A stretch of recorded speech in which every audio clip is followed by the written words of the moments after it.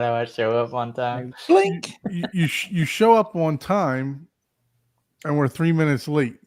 I know, right? The I one know. It's time you like I show- got it. Yeah. If I show up at 8:29, you guys Like you are already cracked the live. beer too. You didn't even give. Just because we're 3 minutes late doesn't give you the right to open the beer. Dude, I open it at 8. Hey, my notifications are working. I know, right? Does your beer say Shandy on it? Mm-hmm. How do you I'm trying find to these force the things, summer man? here. You know, we had a great Memorial weekend, and we were going to go paddleboarding. We went camping, had a great time with some friends, but it rained like the whole weekend. We had a few hours of beautiful weather, and even whenever it was raining, the weather was just gorgeous. So it was a fun time. We went to a few breweries like I usually do, and then we checked out the lake and some like waterfalls and went and just had some great food, good times, and camped and hung out. It was a good time. Okay. Well, welcome to episode 79 of the Home Theater Hub. I was just waiting to beat you on that one. But it looks like we're lined up for an exciting show tonight. You know, we already rolled in making fun of Paul and his fruity, sandy, shandy beers. But it's good to have all of you join us tonight. We do have a special guest, one of us who's really, really a genius at what he does in the home theater space and also on YouTube. And I got my co-hosts, Don and Paul, and thank you for joining us. Now I'll pass it over to Don to do his thing. I got to do my welcome everyone to the 79th edition of the Home Theater Hub. Right? I don't know. What's up, C-Big? Skylake in the house. Thanks for joining us a little bit early. Sorry we were a little bit tardy there, but trying to get some stuff organized here. But appreciate everyone joining again. C-Big in the house, like we said. But yeah, we got Ron on the show tonight. What's going on, Ron? How are you, sir? I'm doing great, man. Hey, I appreciate you guys having me on here. It's a pleasure. Thank you. This is my podcast of hopefully many. So. Man, you got the link now, so you got an open invite. You know? Interrupting Cal.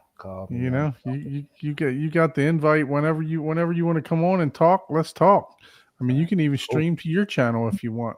You know. Hey, so Ike, I'm learning. No problem. So Ike, how was your week, sir? It's been a good week. It's been a good week. Spent a bunch of time in the home theater doing home theater YouTube stuff, but got to rewatch what's it called? The Good, the Bad, the Ugly. Okay. Really, really good movie. I forgot how long that thing was. But it was good watching it and just look, I'll say this straight up. The Lumigen is an amazing device, man. Yeah. The Good, the Bad, the Ugly. The Good, the Bad, the Ugly looked really good. What's that? That's a 70s, early 80s? Is it I gotta look 70s? That up now. Yeah, it probably.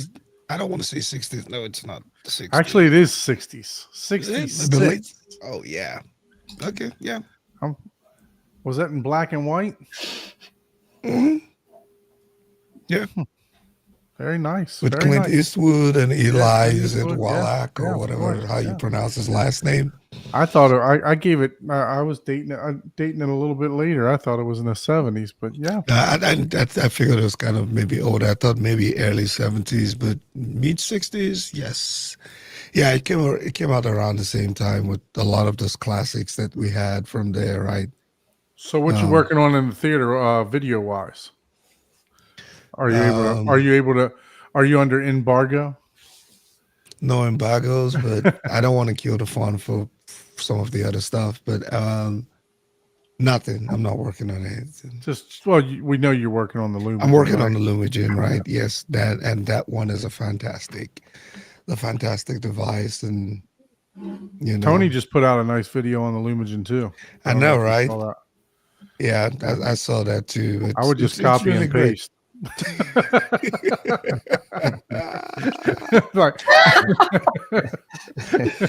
I don't know. I edit your face and just be like, "Yo, what up?" I can just ask him to send me his files, right? And I can just edit it myself and just put you as a joke. You should just paste your face over his and make sure you keep the beard and read.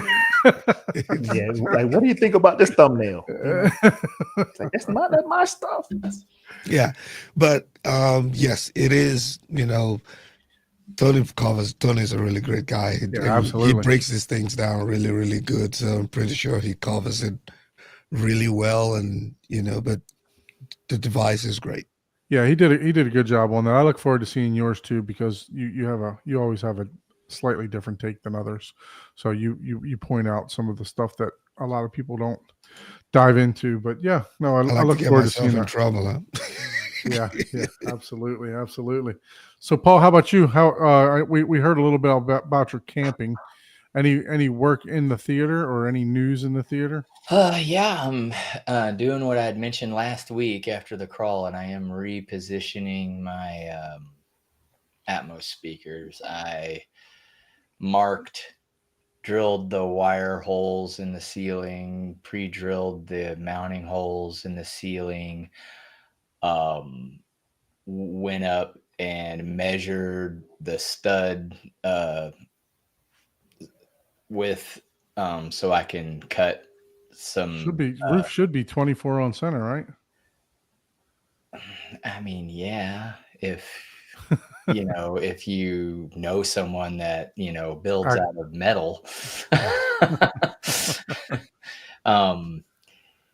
that always is different. And if you cut it too short by a 1/4 inch or a 1/2 inch, you got a floppy. Anyways, I went up there, measured, and you always want to do that. And plus, for some reason, and I'm not really sure why, there's one section, and this is why you do this, where it has planked plywood on mounted on each side, and I don't know if that was just to capture insulation or what, but so the studs are 24-inch centers, but they're sandwiched or with plywood on both sides on all the studs on that one side, so it's not actually the same width of what you would think. So that one's shorter. So, and I also found out, or remembered, I guess, in this section, my studs are going one way, and I have a 12-foot ceiling, and then where one of the speakers is mounting is actually going to be at the 8-foot section, but that's right up against that wall. So I can't take screws and just drill into the sides and mount my, what I'm going to do is a brace that I can put the speaker, firmly into. I'll have to get L brackets so I can just drop it in there, and then I'll pre-attach the L brackets, and then I'll drop that. You could do some deck joists for that, right? Some what? Some of the decking joists. They're U-shaped. Just nail them in, and you drop the board right in there. Yeah. Just however whatever's easiest for you. Probably be easier to do that way. Yeah. I'm just gonna do little L brackets, so I can just drop it right in. I'll have to move the insulation out of the way, drop it in, and then just put 4 screws. Because the L brackets are to be mounted. I have a pocket full of screws, and then once the base is there, that'll be strong enough to be able to stand on. So a 30-pound speaker, 20-pound speaker isn't going to be anything. And I'm using 2x10s.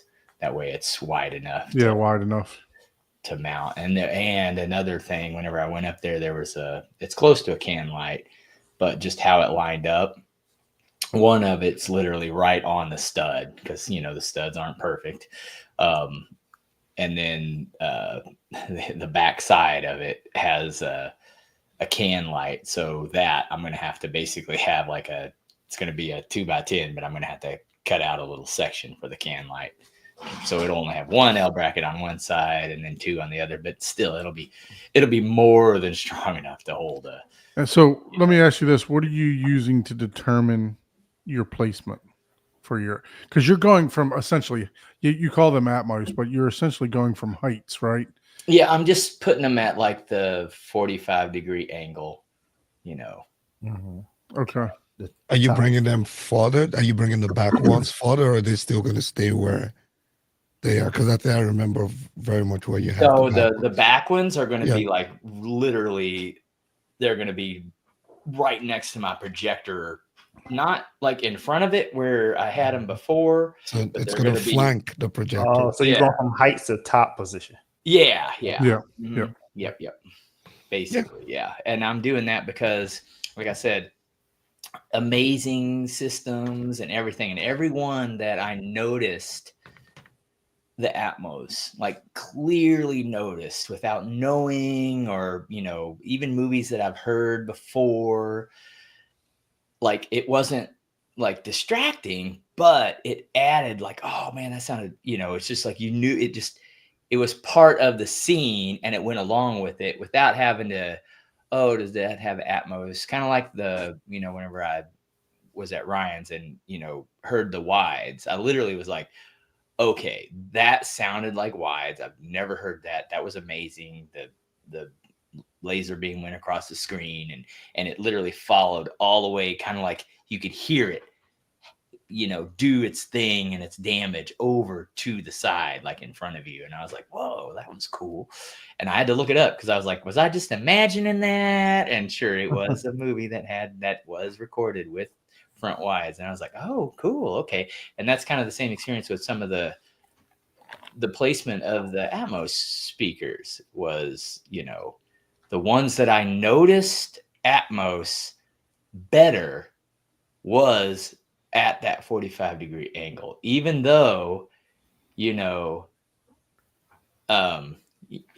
speaking of, even though Chana and everybody's like, oh, you got to do heights, right? Which I'll probably still program them as heights, if that makes sense. But I'm telling you, I experienced 5 different high-end theaters. Like these are not, one of them was $1 million, Yeah. And what I noticed was the ones that I noticed the height effects or the Atmos was at that 45-degree angle. Yeah, I mean that's obviously the sweet spot that Dolby recommends that we have up here.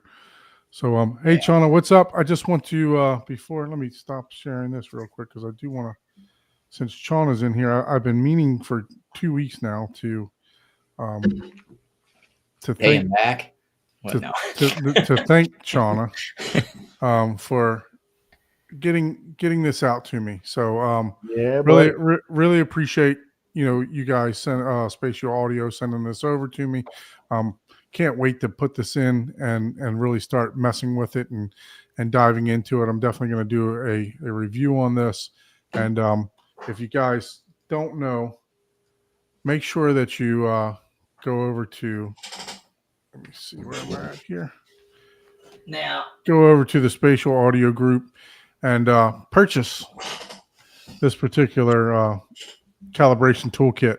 If you actually pay for it, you get a signature. Look at you showing off. Yeah, like look at that. Look at that. Look at everybody showing off. I just want to say, whenever Chana becomes a famous recording artist, showing off how big your toolkit is. DJ, I've got his signature. So take the day. I'm gonna open this. He said, "Open that shrink wrap and stick it in." Yeah. So I did have a special note too. It said, "Thank you from the Spatial Audio, everyone at Spatial Audio." So I just took the sticker off, but no, thanks. Hey, mine is in the theater. Sure. Yeah. Mine is in the theater where it's actually supposed to be at. So I use the digital. I use the digital copy. I use the digital download that's available also when you. I did too. Yeah. So I'm just gonna rip it to my NAS. That way it'll be capable of me just pop using it on a Zapedi or whatever. Or I'd say Zapedi or Evolution, because that's the player that I'm using. But that way I can just go to it. But yeah, no, I'm gonna. I've been working on the theater again for me, so I've pretty much torn it apart again. Maybe if we got time, maybe we'll do a quick walkthrough. But I've started doing the blocking for the fabric walls. So literally purchased 50 2x4s, and I'm going to be using a 1-inch fabric track on top of the 2x4s to create my pattern for the fabric walls and put everything behind. Put all this, all the acoustic treatments and the speakers will all be hidden behind, except for the rear speakers. So those will all be hidden behind, and then I'll be working on the front stage, to get all that boxed in and everything else like that. But yeah, so that's what I was doing. But I did get to partake in a really, really good movie. So let me show you what we got here. Hold on. Where is it at? There it is, right there. Civil War. Now, I don't know if you guys have seen this movie yet. Not only was it a good movie and a good it was a different perspective. It was about photographers filming actual war. But you want to talk about Atmos and the soundtrack itself? Man, it started off just a little bit slow, and Skylake says that he fell asleep. And I actually did the same thing. And I fell asleep for like the first 5 minutes. Man, you guys aren't promoting this. Listen. But I had it in my cart twice and dumped it twice. So I'm telling you, I went back and I fell asleep. I was tired, right? I went back, and I'm telling you what, the sound in this movie is very, very good. I actually got woken up by the bass and the gunfire and stuff like that, and I was like, man, that sounded good. So I went back and rewound it, and once I took my little 15-minute cap now, and let me tell you, I started this movie at 12 o'clock at night. So and I had it on probably negative 20. My mother-in-law's right above me, and the subwoofers were getting a workout, and she said she couldn't even hear a thing, which means that I did a good job isolating the sound. So we would just say you don't have enough bass. That is true. Well, yeah, I have enough, but the fact of the matter is I didn't want to go terribly loud. But yeah, so so I would highly recommend that. So Skylake says he's going to go back and rewatch it. I would. I definitely recommend it. It was really good. Blackjack says it's a great film. Okay. So yeah, it was really good. The surround sound was excellent all around. Paul, have you seen this one? We have it, but we haven't seen it yet. I have not seen that movie at all. Yeah, I didn't even know about it if it wasn't for you mentioning it. I forgot you mentioned to me whenever we were talking once, I think. Yeah, I think we were talking the other day. Yeah, no, but yeah, no, it's definitely good. And like I said, I was that's the only movie that I got for this week. But I have been working pretty heavily in the theater, trying to get the blocking up, and I got to order fabric and the fabric track and diffusers and WLEDs and cob lighting and all that fun stuff. So I can't wait to get all that done. So how about you? I'm sorry. I was saying you have your layout set. Yeah. I got it. I mean, I pretty much have it set out to how I want. I'm going to. I was using some painter's tape to try to get how I want it all set up. But I only have the back wall left to block out. So once I get that done.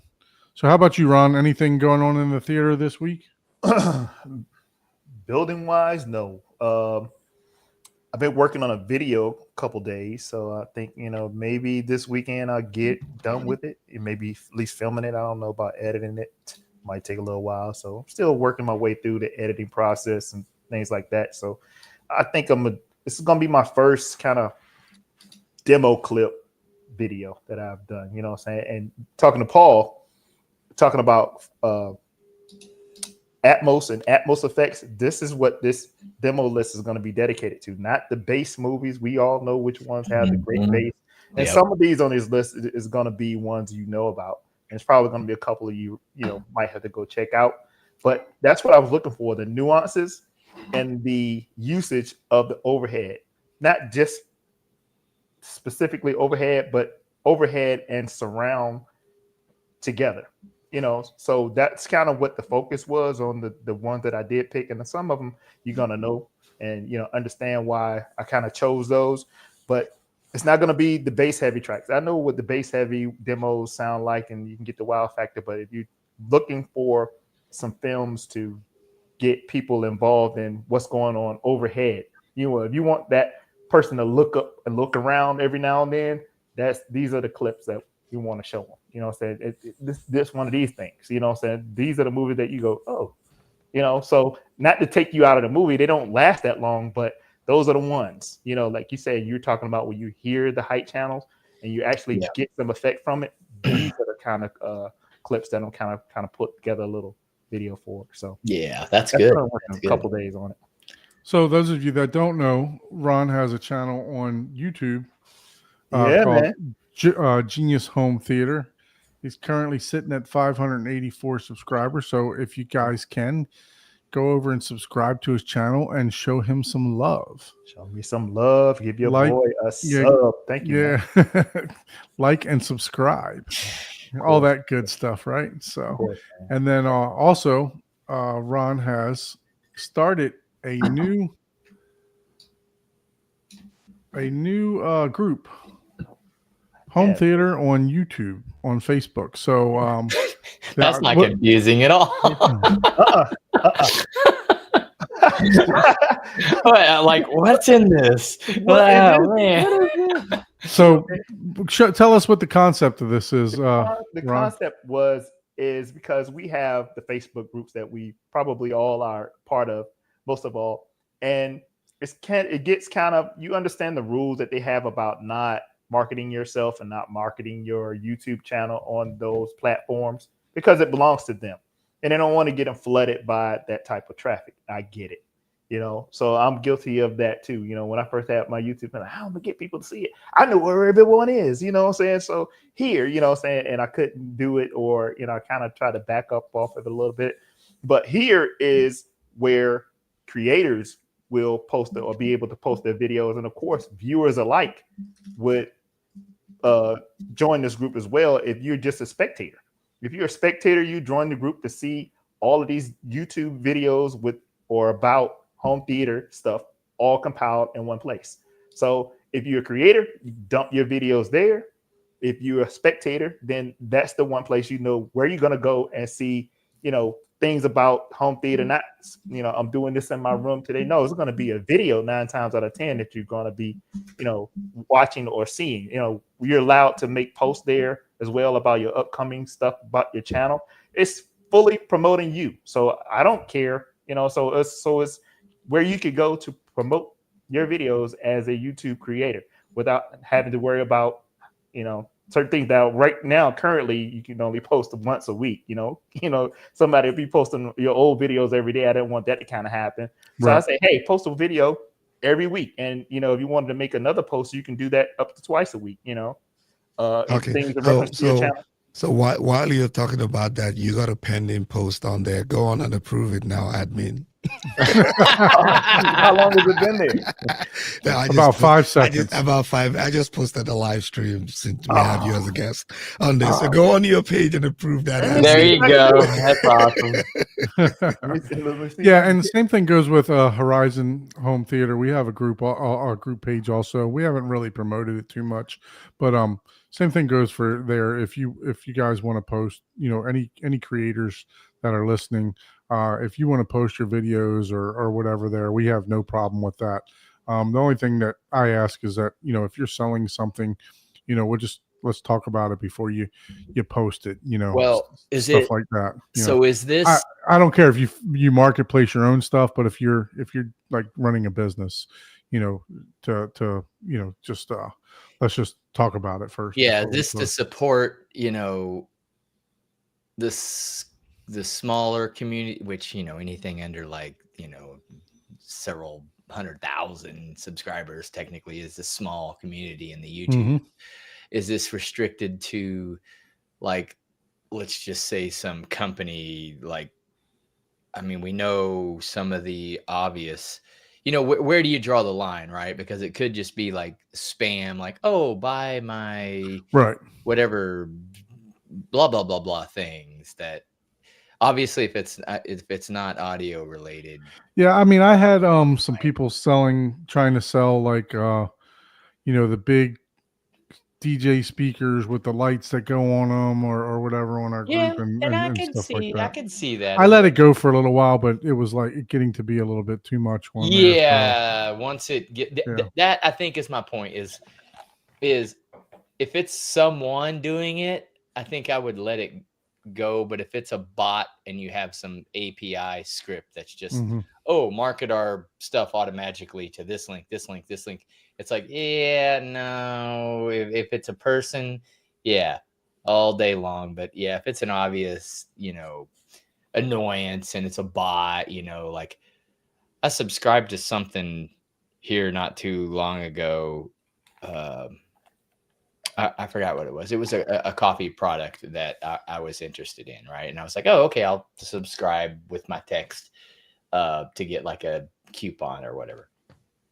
And I ended up finding it cheaper just directly on Amazon after shipping calculated in. So I was like, they sent me 2 messages in one day via text. I was like, nope, stop, block, report spam. I was like, no, F you. Like, no, like once a week at most is a company allowed to friggin' message me. And that is if I am actively interested and looking at the product. Yeah. If I'm not actively interested, once a month. I wish these corporations would figure that out. It's like once a month, because all I'm going to do is just block your email and report it junk. You can try to unsubscribe, but it never works. Yeah.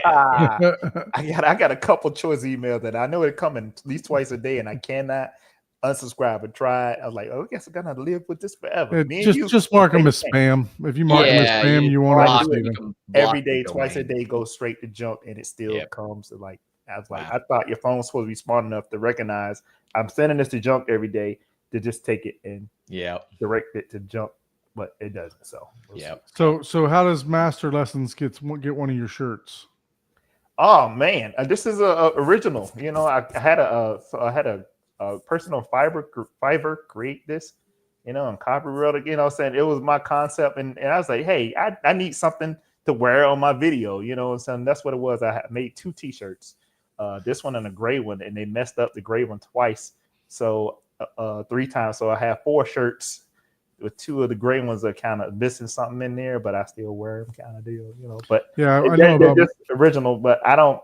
I'm not big enough yet. Maybe one day, I'll man, that's how you get big, man. People is that how you do it? Wearing your shirt. You gotta start promoting, man. That's free advertisement. Like this shirt, hey man, I like the logo too, man. Yeah, it's cool. I like it too. I like the idea. This is a concept of have you ever seen one of my videos? I haven't used the intro and the outro very much in the video, but I've used it maybe twice. Like when I'm building something or doing something like that, I use the intro that I had someone make as well. And it's basically a concept of kind of how I wanted to do it. Well, kind of how I see myself. Is this the guy walks on the screen and then he says, the brawn, right? And this guy, this muscles, right? And then he kind of walks away, and then the head pops open, the hat pops off, and the brain comes out, and it says the brains. You know what I'm saying? And then I end up chasing this brain that has this electrical cord hooked onto it with this projector, you know. So because sometimes I get out of body and I'm in my space and I'm thinking, I'm like, what if I did that? You know, and we all do it, and we sit there and we're brainstorming in our space or whatever. And I'm like, where did that idea come from? Same thing with some of the guys at work. They'd be like, how you think it? Where did this come up? I say, man, I don't know. Sometimes they just pop in my head, and then something just comes out that's good, you know. So that's how I kind of feel like sometimes, you know. So That just reminds me of, I know you guys watch Pinky and the Brain. I've heard of that. I don't remember. Yeah, you need to watch Pinky. No, One You is a would know. genius, the other is insane. yeah, it's like all this Yeah. mashed together. You know what I'm saying? It's like, brain. So Master Lesson says you'll get there, Ron. I mean, shoot, I think you're getting there. You're getting there already. I got only 807 subscribers. I've been doing this for quite some time, for about 4 years now. I mean, I don't put out a bunch of videos, but you're almost at 600. If you would have finished the theater in the first 3, you probably would have made. Oh yeah, when he makes that theater, man. When the theater, I was actually talking to the wife the other day. I was like, do I move my studio in there once I'm ready? You know, once it's, you know, do I set the camera up in there? Yeah, I think that'd so. be cool. You know, instead of having a green screen of your theater, like, nah, yeah, man, do the real thing, man. Mm-hmm. Show I'm thinking about it. Like I said, the outro is the same. Finish what I'm talking about. The outro is I come back in the end and I catch the thing, and then I kind of put them back in my head, you know, and then I kind of walk off, you know. Chana's cheesy, but you know, it's the concept. Yeah. Chana, I was confused because something happened and all of his messages vanished. And then now he's back. I'm like, what the hell happened? Did you block him accidentally? I've never seen that before. I got put in a weird timeout. I'm not sure. Yeah, I was like, what? These messages are still there. Yeah. Oh, you can on my channel. Oh. On YouTube, they all disappeared. Maybe YouTube just tracked the way he was put in the message and like probably spam. It's probably he said he got put in a timeout. Yeah. Yeah, he got put in a timeout, man. Well, that's what happens whenever you say, you know, unwrap it and stick it in. It's like, dude, no, bro, stop promoting that. Wrap it and stick it in. Yeah. YouTube probably promotes wrapping it up, not unwrapping. Yeah. Oh, goodness gracious, man. Wow. So been working on some videos, Ron. So tell us a little bit about yourself, how you got into the hobby, and you know, what made you have that aha moment saying, hey, I want to build a home theater. Oh man, it goes way back, just like most people. You had that same vein. And with me, it was always about music. You know, I had music growing up. We were always around music, starting with our parents. It's all about music. And growing up, I was kind of like my brothers. They could dance, you know. My younger brother, my older brother, they were dancing. They had a little dance troupe or whatever. So I wasn't the greatest dancer, but you know what I'm saying. But I always, you know, was the one supplying the music. You know, me and my brother go to the record store and grab some records or whatever. So when they're dancing, hey, Ron, put this music on, or hey, y'all, you know, do something to this music. So you guys were b-boys. Kind of, man. We were outside though, you know, we were kind of outside. So I do proclaim myself to be an original backyard again. You know, dude, we used to carry cardboard around. Yeah, no one has an imagination like me, man. I'm telling you, I'm a backyard again, you know, straight up. You know, so anyway, I, you know, was into music. I saw a neighbor put out a console TV on his trash one day. And I was looking at it, and the thing that I just wanted, the TV was a big TV, like a 27-inch console TV, right? And I asked my mom, I was like, he's putting it on trash. He says it works. Can I have it? And she was like, okay, you know. So I put this TV in my room, and I already had a little rack system my dad bought me for Christmas. And I had a VCR, hooked that to it. And then one day I said, I can hook my stereo to this. So I did it, you know. So now my stereo's over here, but the TV's over here. And that's kind of where it started, the TV sound thing, you know. Some music along with me. I had the car stereo set up. I ran my own subs and amps and wired it to the battery and all that kind of stuff. I've been through that whole phase, just like most people have. And when I got on my own, same thing. I just wanted stereo sound. Everything had to be stereo sound from the TV. If it wasn't a way to hook the VCR up or having an AVR or what have you, I can't remember the name of the first one I had, the first AVR, but it came from Radio Shack. Can't think of the name brand right now. Realistic, or was it Optima? Optima, yeah, I think. Yeah. So that was my first AVR. Hooked that thing up, so it was kind of like 2-channel then, and we moved into this apartment. I tell the story all the time, and I had a 27-inch TV. I had Polk audio speakers, bookshelf speakers, and I wanted to have surround sound for the first time. But the way the apartment was set up, it had like a staircase, and when you open the door, so I couldn't get from where my TV was over the staircase because I couldn't, the wires couldn't run along the floor or anything like that. So I decided to get some wire channel. If you've seen the amount of wire channel that I put up in this apartment building, this apartment we had, a 2-bedroom apartment, I put it went up the wall around, and it was perfect. It was like the movie Tron, but you could walk in and notice the wire channel, but before you notice the speakers that I had in the back corner in the sub, you noticed the wire channel. So that was kind of like where I got it to. I had to keep it neat, you know what I'm saying? So I had to keep the wife happy. Wasn't going to be any wires around or whatever. So I knew if I was going to do it, I had to keep this wire track intact and do it that way. So from there, when we moved out of there, before we moved into our home like 18 years ago, I had a projector, InFocus projector. It was on the shopping channel. They're selling InFocus projectors with a projector screen package. So I bought that. We were looking at buying a house, but I bought it because it was on sale. Didn't have anywhere in this apartment to put it. It was no way this is going up anywhere in that place. It sat on the floor for a year in a box. And, shout out to Best Buy. A year later, when I did try to unroll it, it was kind of all stuck together. Yeah. Sitting there, so they took it and exchanged it because they sold the brand at the time, Best Buy. Oh, wow. Yeah. So I had to, end up getting a new one when I bought into this house. Day one. No, we had the house built and I needed a space for the screen to go. So when we were in the designing phase, my wife used to hear me talk about, I need space for my projector screen. I need space for my projector screen. They make sure this wall was the space that I could get my projector screen in when we designed this house.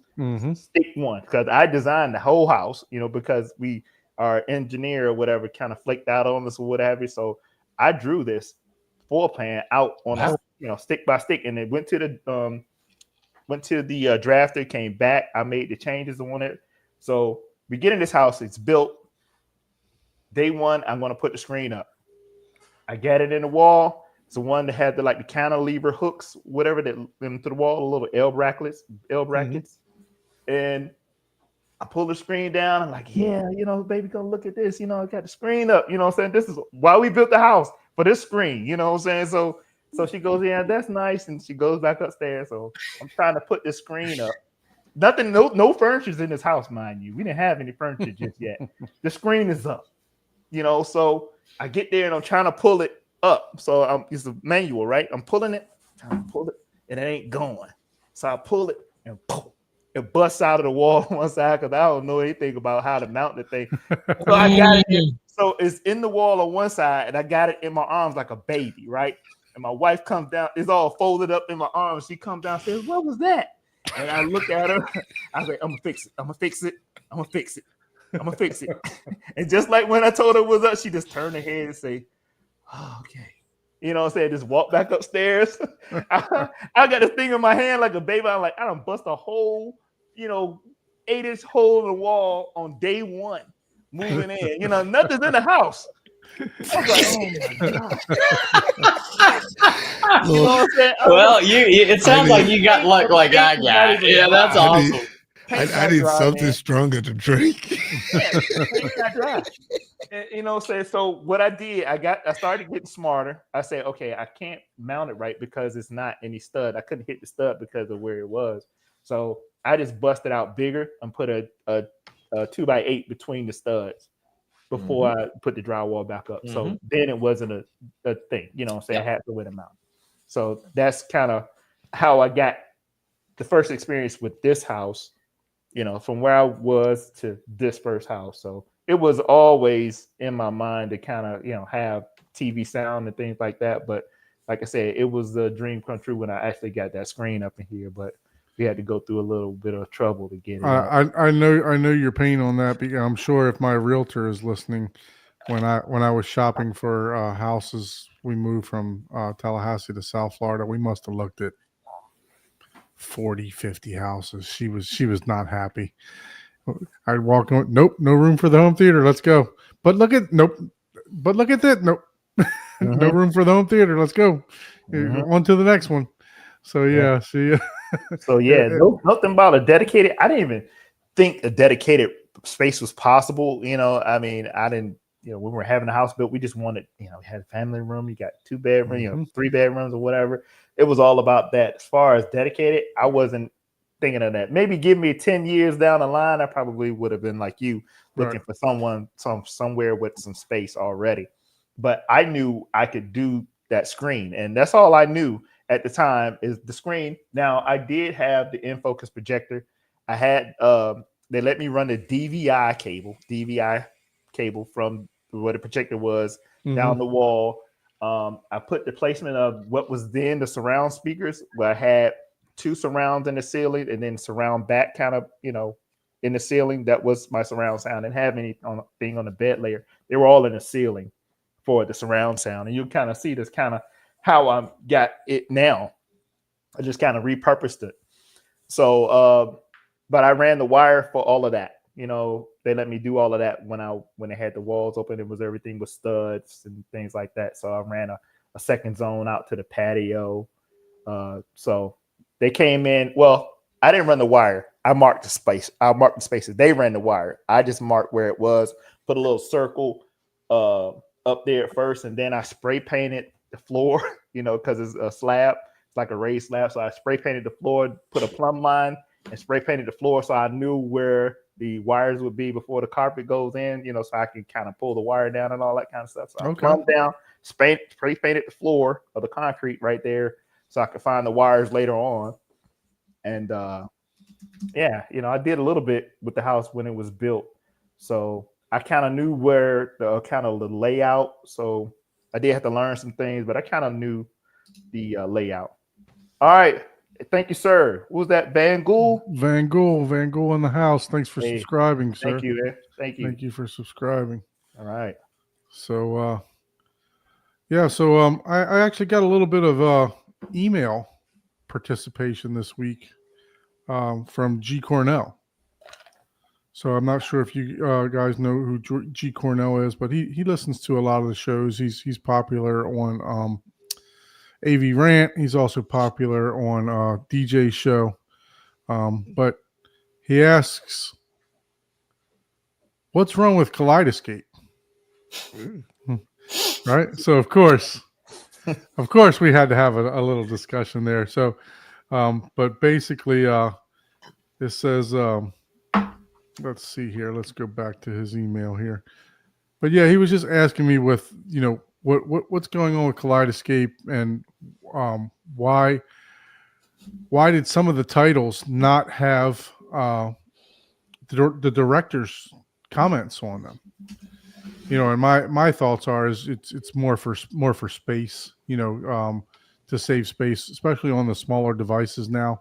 But there are some titles that actually that do have. He pointed out there are some titles that have the director's cut. Now, I've never watched a movie with the director's cut to where they do the description while you're playing a movie. How about you, Paul?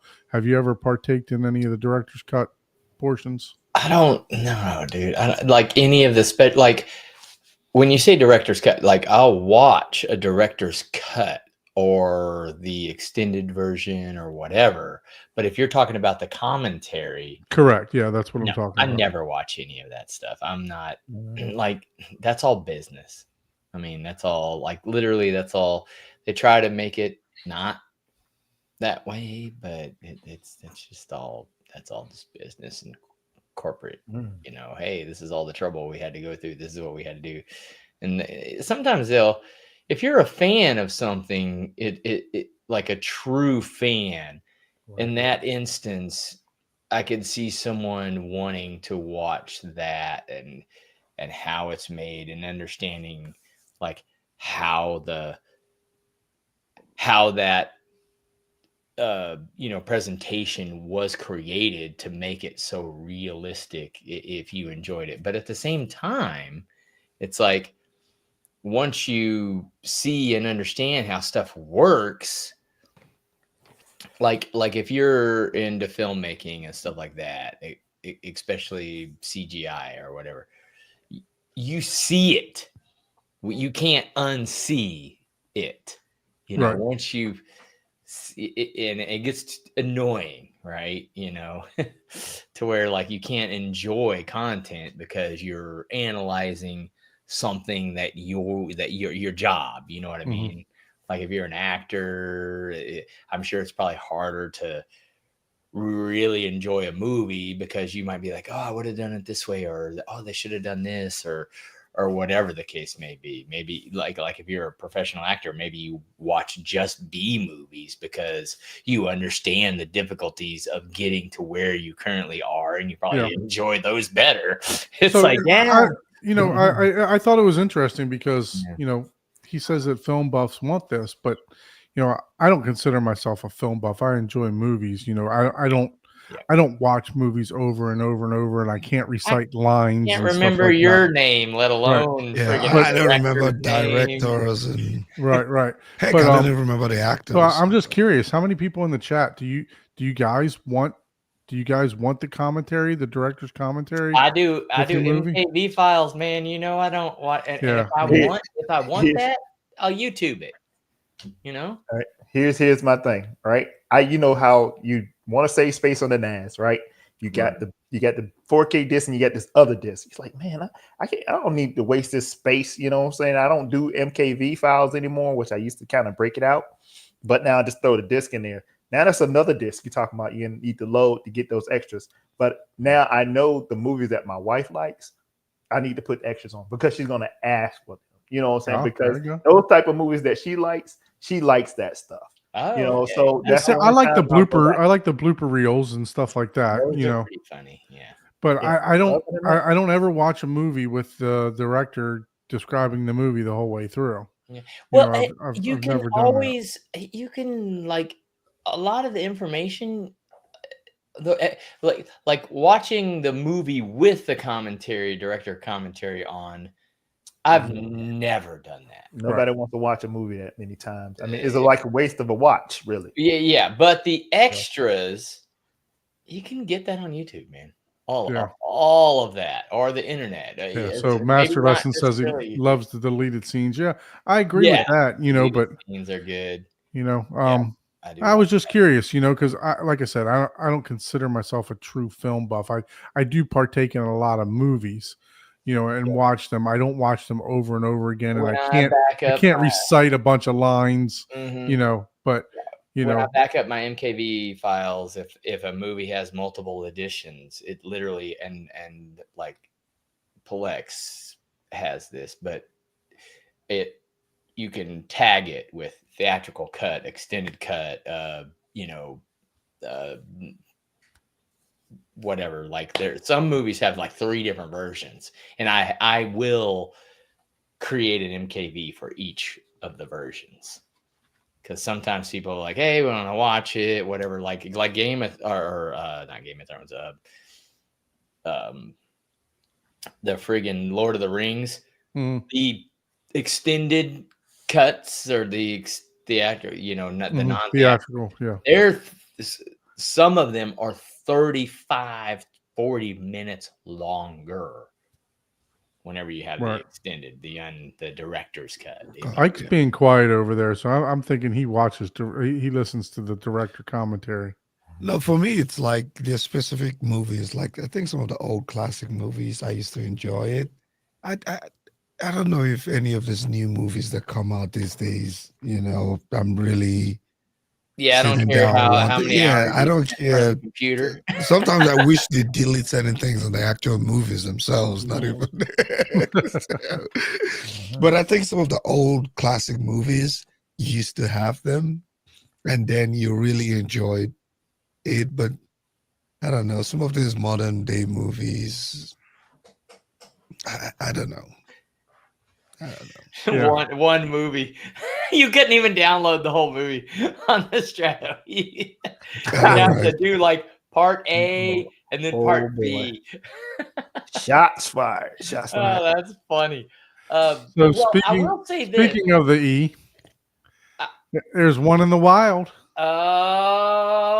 Oh, Mr. Jeff Robinson, thank you, sir, for purchasing a Kaleidoscape from Horizon Home Theater. This is his. He just received it today. He said he's going to be getting this thing set up over the weekend, either tomorrow or Nice. over the weekend. So, Nice. but Right.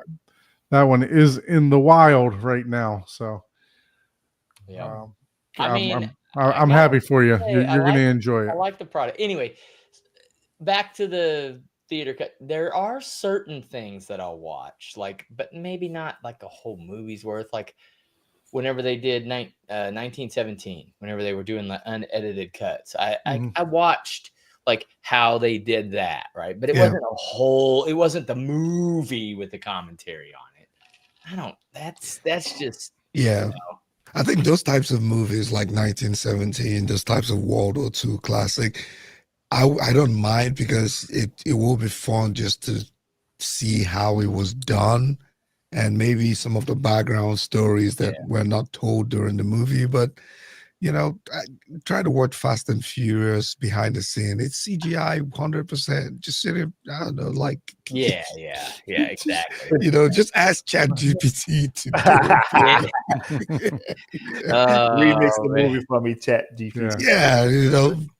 So the Remix. next one is probably going to be shot with ChatGPT. So, like, you know, yeah, I think certain movies where there's enough story, you know, Yeah. if it was based on like real life events and Yes. things like that, yeah, that In would that pique my instance, interest. yes, you learn about the history and those I'll watch it again, but it's not the movie commentary. It's more of, hey, this is a historical representation movie, and this is why we did this scene. We wanted to, you know, Right. bring this to light or really, emphasize this. And But that's those what the type of director's things- cuts are, right? You know, so I'm actually going to do it now. I'm interested because, you know, I think I would like to hear, you know, it'll be after I watch the movie, right? So Yeah. I want to watch the movie first, and then I want to go back and rewatch it with the director's cut, saying, okay, this is like exactly what you said. This is what we were thinking on how to get this scene in Jurassic Park or whatever. You know what I mean? But there's certain, okay, there's like I don't know, there's the full movie, right? Because they do have that now, where it's Right. literally playing the movie, the intro and everything, and it's like dun dun dun dun dun dun dun dun dun, and then you, oh yeah, okay, yeah, and you hear people in the background talking. You be like, I got the wrong track selected. That, You jump in the yeah, menu that's and the start commentary. looking That, for the right that in track. that instance, no. But if they're doing like, hey, we're talking about the movie, like it's a 30-40 minute, commentary of specific scenes and why they did that. Yeah, but the movie, the full, because there's full commentary. It is literally the full movie in the background. No, I have never watched that. That Yeah. would drive me nuts. And that Yeah.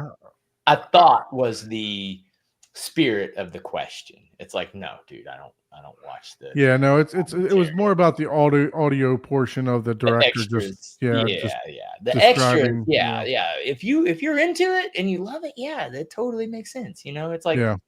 or you're curious about how certain effects are done, but like Ike said, it's newer stuff has less meaning because we already know it's just freaking computer generated. It's Right. like, oh, So hey, I spent 4 hours in Blender to make this one scene. after talking, after emailing a couple emails back and forth, G. Cornell says that Kaleidoscape isn't who makes the decisions. He says the studio makes the decisions on what they send over to them. So no fault to Kaleidoscape for not having those on there. If that is true, I'm not sure exactly, but I'm just reciting our conversation. If I had to take a guess, I would have guessed that was the studio. Mm-hmm. Right. Yeah. Throughout this conversation, at no point did I really think that had to do with Kaleidoscape. I always thought that might be a studio.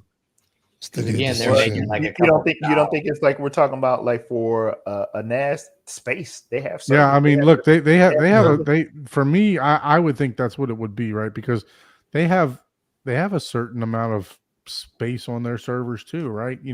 They usually hold around 12 to 14,000 movies. I don't think it really increases. It's always around the same amount. And like you say, you can get them on the internet. Like that extras. Yeah. So I mean, they do. I think they have a link to the trailers, which any movie that you go on there, you can click trailer and watch the movie prior. So I don't know how that actually happens. I don't think they have all the trailers saved for each individual movie. I could be wrong. I'm just, I don't know how they store, or just maybe they just link, the trailer somehow. That's how other platforms, Plex does. Yeah, it. correct. When you click on the link or the movie in your library, like right now I have it set to like after 3 seconds, it'll automatically start playing the trailer in the background. Yeah. Like, it made me think of something that's cool, not so much about the extras, but when made me think about alternate endings. Those are the best things in the movie. You have a movie, you buy a movie, you got an alternate ending, you're like, yeah, alternate endings are sweet, and a lot of times you don't know. Like the movie, what's the last one that had an alternate ending I bought? Warriors. Old movies, Warriors come out and play. That has an alternate ending version of it too that comes on the 4K disc. So this made me think about alternate endings. That's cool. Yeah. Oh, that's again, those I do. Well, that would be an extra. Normally they won't do unless the alternate ending is used in director's cut. Like I said, I'll do the full movies where it'll be like director's cut or extended version or whatever. They'll, not rated safe, because it has like a couple, cuss words that, because they will literally do that. They'll make a movie and there's certain scenes that they're like, no, you got to cut that out because it's, it's anti this. So they'll cut that out, and like Tropic Thunder, if you buy or rent that now, it's an edited version.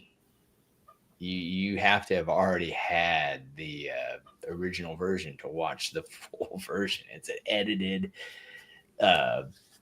not that you need the unedited version to enjoy the movie necessarily, but they will do that.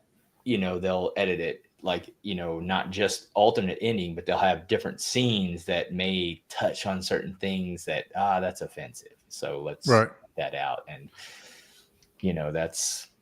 I mean, if they did that though, you'd get rid of all the movies from the 80s and 90s. Yeah. I mean, Mike, you're on mute, sir. Yeah, I was just about to say, what's this movie I was trying to watch just 2-3 days ago? Should they even edit some Star Wars movies? It's an old school movie, something about a train though, and they actually had that disclaimer that this movie was shot during a timeline where certain things were allowed that are currently inappropriate and blah blah blah. Yeah. Might contain racial. Hey, I'd rather have it do that than edit it, because I don't know. It's just Gone with the Wind. Yeah, Gone with the Wind. That is what I was trying to watch about 2 days ago, and I saw it, and I just was like, somebody's really gonna watch that and really get mad. Never seen Gone with It the is an Wind. actual. That Yeah, it's dude, Gone with the that Wind. is one of That's those. the one I was trying to watch, Rob. It's a hard watch for newer, like if you're really wanting to just be entertained. But movies like that, storylines, Classic movie. 1,000 times better than anything that's out today. Like Mm. 1,000 times better. Yeah. And that's Yeah. what's I crazy. can about see that. why they have that disclaimer. But Oh, yeah. Yeah. Yeah. going with it, yeah. Frankly, my dear, I don't give a damn. yeah, I'm like, well, dang. But, yeah, it's still better than trying to completely censor these movies or Yeah. But yeah. Yeah.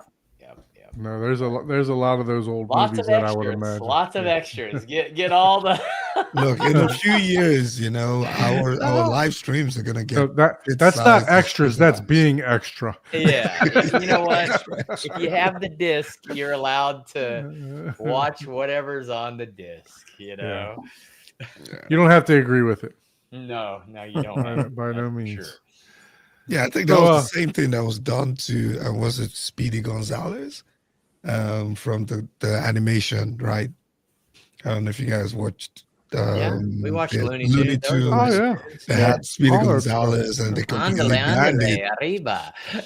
They completely banned it, and I'm like, Was come it- on, man, was I it wanna watch essential? Speedy I didn't Gonzalez. I mean, look at Roadrunner. Look at Yeah. Roadrunner Yeah. and They're Wile E. all Coyote. canceled. Yeah. Tom they're and canceled. Jerry. All the violence that they had. Yeah. I mean, Tom and Jerry was really violent. yeah. Oh, I yeah. was My watching son it was with my watching kids. it. I was Yeah. watching it with my kids last year, and I was like, Yep. man, how did we watch this stuff, man? It was Yeah.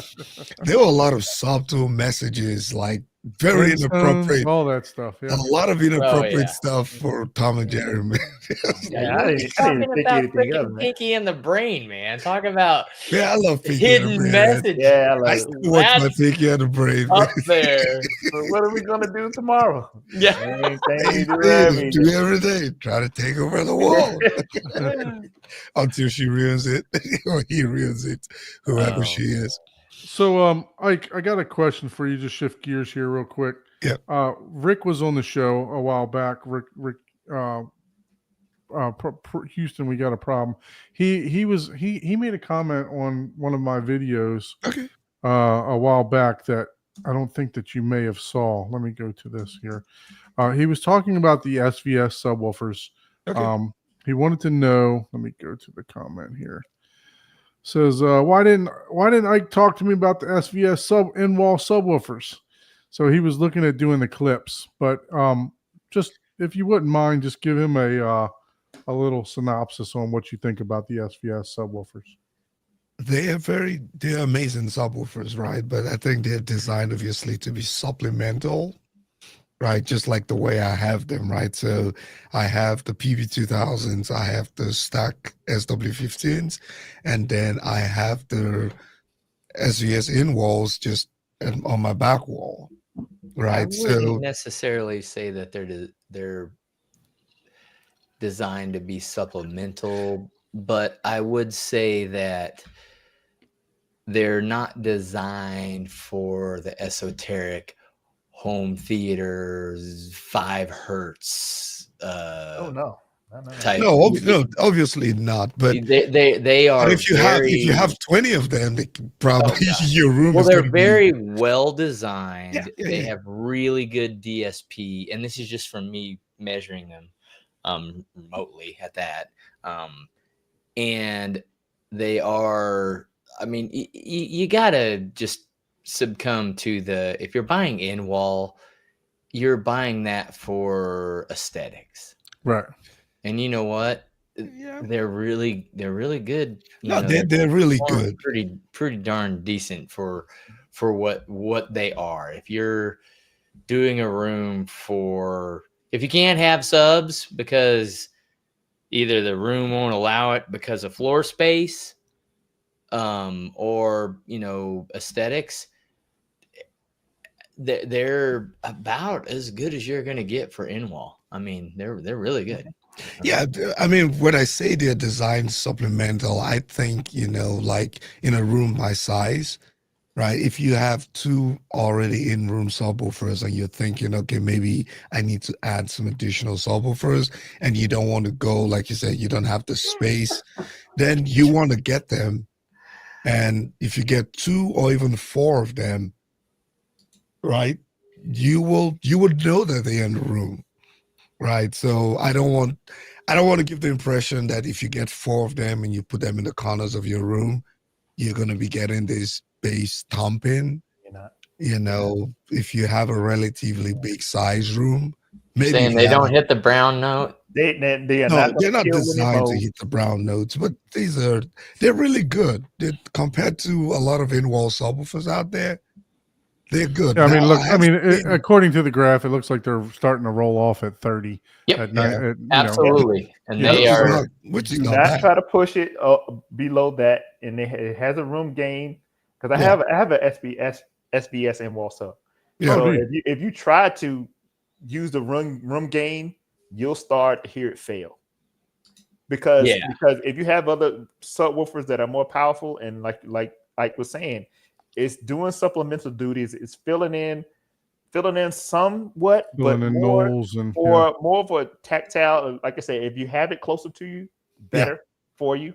So that's the kind of duty I think is going to use. And like I say, different movies is going to be good, and it's great for music, I believe, because of where mine is on my back wall. I get a little punch from those. Yeah. You can crank them up a little bit and get that punch from them. They sound real good in that.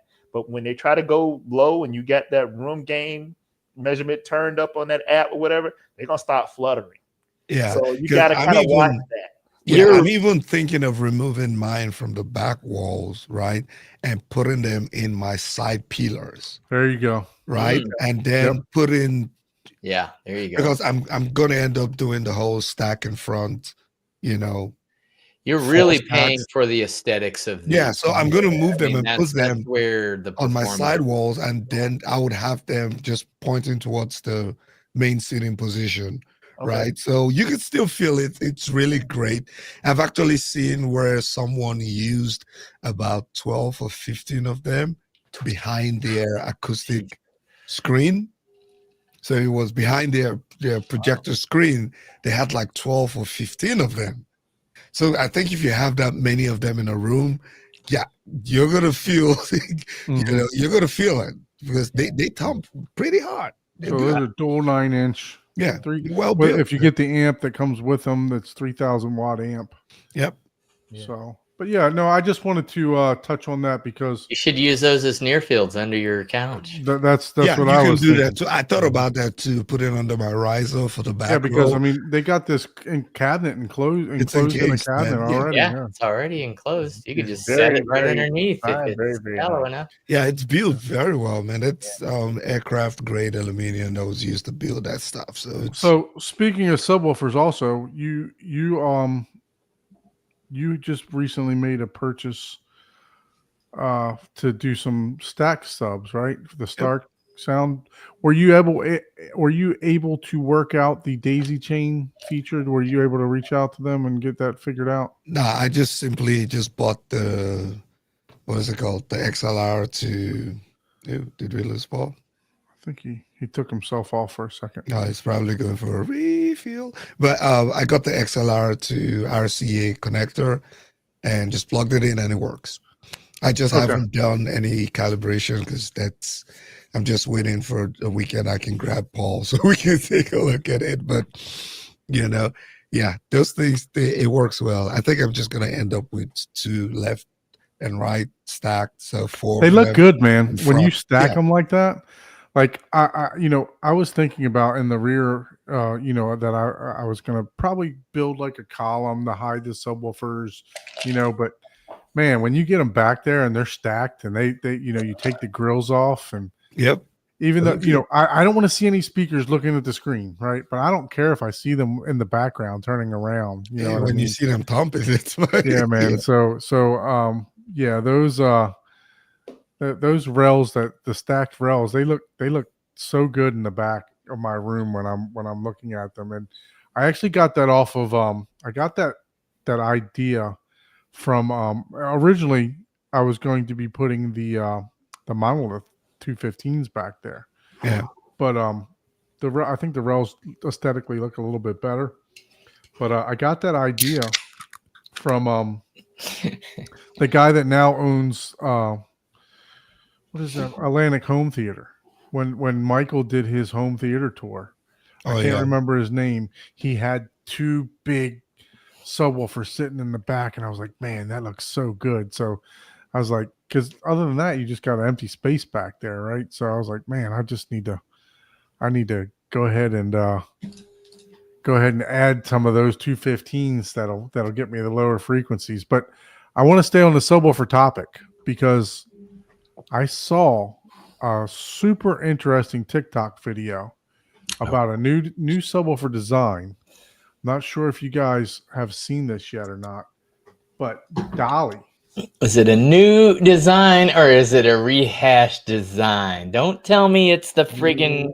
It's the 3% rule. Look at the surround on this speaker.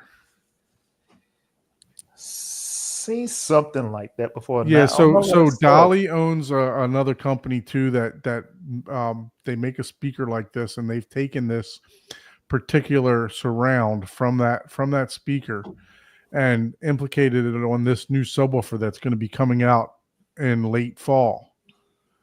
So Audio Holics did a write-up on this. I actually saw the TikTok video on it, and man, I tell you what, look at that surround. Man, that woofer looks like my front tires. I need to replace. It look good, man. Is it the speaker just good, or is that surround actually? He's just enamored by that design. Look, it's something different. You know what I mean? Design. Yeah. So it could help. It could help rigidity, right? But they're saying the X-Max on this is really, really, really far for the X-Max. So that's why they had to build the surround like this. 4 ports though. How deep is it? Yeah, 4 ports. Can you go to the dimensions? Yeah, there's some pictures. It looks relatively small for. Oh no, that thing is deep. Let's see, the diameter. So here you go. Look at this. For 4 ports, that looks pretty small. 4 ports, 16-inch. Wait, scroll back up. Let's look at this. Oh, okay. So, okay, it's not. Okay, it is open. I just didn't see the cutouts between the. I thought the ports were going into the back and they were using the vent hole or something. 16 millimeter of one-way linear excursion and 35 millimeters of one-way max. All right. It's like the suitcase the zipper that goes around your suitcase that you never unzip. You know, like, hey, my suitcase understand 2 more inches. I didn't know. You know, so it's like if somebody unzipped the zipper and now this CCS technology is what it was. Founded by Mr. Lindorf. I mean, it's cool. It probably does some stuff, but I mean, I don't care how fancy that surround is. It's not going to change anything that you're hearing audibly. Sure, it may measure, oh, hey, less distortion. But, I mean, we're talking you're going to get at volumes where it's like irrelevant. Your ears aren't even capable of hearing that type of distortion differences. If it, does go louder, because there's certain volumes where your ears don't hear resolution, right? I mean, they just don't. It's just not possible. You wouldn't even be able to tell if it's distorting. But and we've seen that type of surround in not that exact one, obviously, but we've seen similar in other. Doesn't Paradigm have some weird shaped surrounds, and they claimed, oh, hey, look, so much. I think it, if it's a good sub, it's a good sub. Mm-hmm. I mean, you get it because it's a good sub, but the question becomes, do we need that much nuance in subwoofers today? I think we got it covered. I mean, of course, you have a good sub that can do what they gonna do, and you're gonna always need multiple subs to do what to get the best results. But that one sub, is that giving you that much more nuance, control, and all of these other things that you're not going to need multiples? Yeah, I think it's still going to need that's it. impossible. That's a Like physics. I said, I think it's a great thing if it's a great sub altogether. But to say that surround is going to do much more, I'd have to hear it. It's a marketing genius. That's all it is. It's let's talk about this. And it worked. It's technology. Don's pulling it up. Like, look at this. They have a room supposedly a room mode attenuation. Also, it's claimed that it will be able to flatten out any group delay, which has absolutely nothing to do with the surround. Correct. I'm just talking about basic DSP. Right. Correct. I'm talking about just some features that they're talking. So is this Audioholics review, or is this just this is just a write up on them? Okay. So I was just going to show them 117 pound weight. Okay. Not bad. Yeah. Okay. So just wondering if you guys have seen this or not. I saw it. I thought the design was pretty interesting, especially with 4 ports. Cool. It looks different, but does it come with a speaker grill? Oh, I don't know if they have the pictures of the grill. I'm sure. Except it's magnetic. I hope not. If you're touting that this is you want to see this, it looks like somebody forgot to unfold it. That's all it looks like. I forgot to unfold the surround. My bad. Yeah. So, I don't know. I think it's pretty interesting. Something, we were on the subwoofer topic, so I just figured I'd pull this up and show everyone. What do you guys think in the comments? What do you think about the that Dolly, new Dolly that's coming out? I'm a fan of their products. I've heard them in some of the shows. They definitely are. Of course, I'm a fan of the AirMotion and ribbon tweeters too. So, and Dolly is famous for those also. So, but yeah, no, it's pretty interesting. Some of the new technology that they're trying to come up with. So I've never seen a subwoofer with that type of surround before. So in other news, we might be a week late on this, but oh God, what is it now? Marantz is now offering the AV20. It's supposed to be a step below the AV10. Offers 13.4 channels versus what I think the AV10 is 15.4. So yeah, I think this is going to fill a void for some of the people that don't need 15 channels in their room, or so. But yeah, it's what do you guys think about? Have you heard about this? The release of this? They have the AMP 20 and the AV20. Yeah, I was just listening to Phil Jones, right, on Shanley's channel, just talk about over the products and things like that. And Marantz seems to have a lot of big plans for it. What's the difference in price? Is it? I think it's $1,000. I think it's $1,000. It's like $1,000, and that's kind of where I think I asked you that before we came on live. It's like, dude, you just go for the. I'll just go for the 8. I'll just go for the 10. Like, if it's $1,000 difference, one more, yeah. Well, and I think I even heard Phil recommend going for the big boy if you are. Of course, Phil's going to recommend that. Music, but I guess in terms of music and. Look, for me, I always think like if you think you're going to need 13 channels, chances are you're going to end up needing 15. Now the 15 that adds your front wide. Right? Yeah, the front wide. Yeah, that's what I'm saying. At some point, but the question is on this one, can you forego 6 heights and and go do wides. Yeah. And do the Right. wides, right? You might be able to. Let's You see know? if there's a Good question. specification. But what I think I did hear about that one, I think that one is 2.5 or 3 inches shallower because they said the AB10 was having issues fitting in Don't all the tell places. her You know, that. people's racks couldn't fit in, or have some trouble fitting in cabinets and things. So I think this Mm. one is 2.5 or 3 inches less deep on the tail end. So it saves room supposedly. Yeah, I'm not sure of the layouts. still I'd like has to the see same- somebody go through Yeah. go It's through just- the different types of layouts that you can Yeah, do. there's a video somewhere out there on YouTube that showed it has the same toroidal transformer, same size. It just has fewer, what you call it, HDAM DACs in them. I guess it's one less DAC, in it. But the way that it's configured, it's just shorter.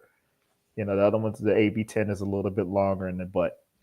Yeah. So if you were looking for that, or that one would not fit, the AB10 wouldn't fit in your cabinet, because I have a cabinet. So I don't know if it'd be a space issue. But Let's answer your super chat there, Ike. Yeah, Bobby, thank you for the super chat. It's been a while since I saw one of those, but we truly appreciate it. Says greetings. If I add Marantz AV10 with all the DRAC options or add-ons, do I still need mini DSP in my chain? That's technically a Paul's question at this point. The answer is no for the quick answer. You do not. The long answer I is will hold on. It depends on how many subwoofers he has.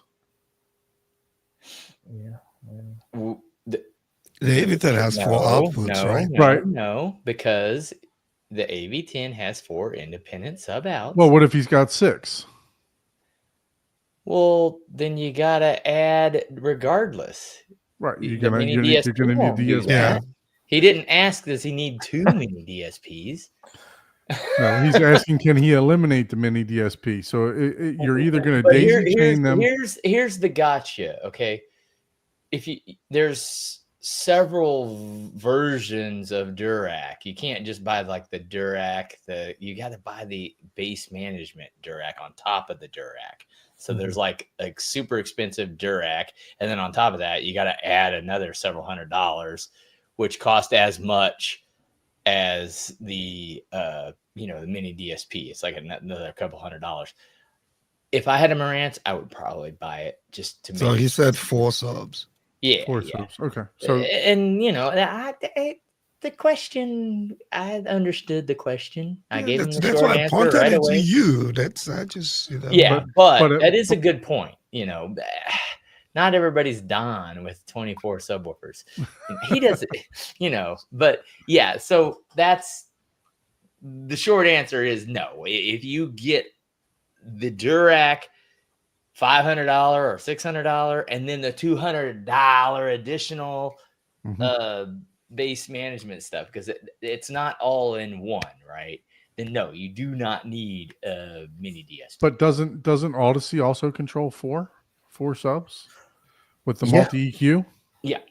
Yeah. So But- you don't But necessarily need to can't do run. Durac. You can't. Well, that's just it. The gist of the question is, hey, I like Durac. Yeah, want Durac. let's not add or subtract to the question. Yeah. Let's just stick with the question. I'm just the way I'm reading it is, can I get rid of my mini DSP? That's Yeah, the way I'm reading he's it. asking, do I need to also buy a mini DSP? And no, you don't. You don't need to. Honestly,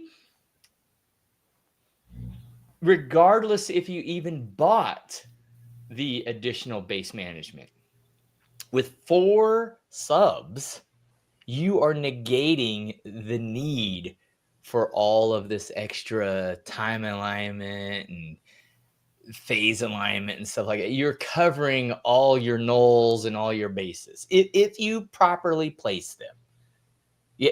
The more subs you have, especially if you have 4, you almost don't even need to EQ your base at all.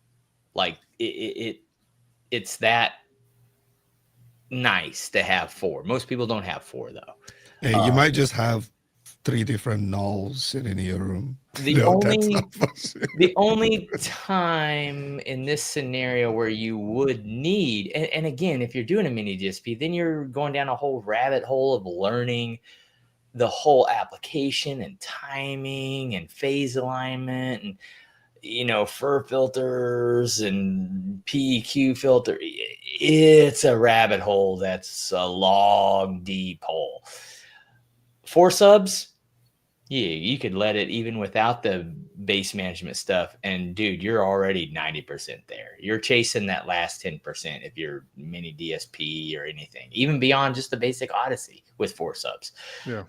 But if you start doing stuff like, hey, I want bass shakers, I want this, I want that, you're kind of forcing yourself to go down that rabbit hole, because then you'll need a mini DSP, or you'll need to dedicate one of the 4 outputs, which this is capable of, to a bass shaker. And it's fun, if you're having fun doing it, by all means do it, but always start off with, I would just buy the unit, connect your 4 subs, put them in the proper place.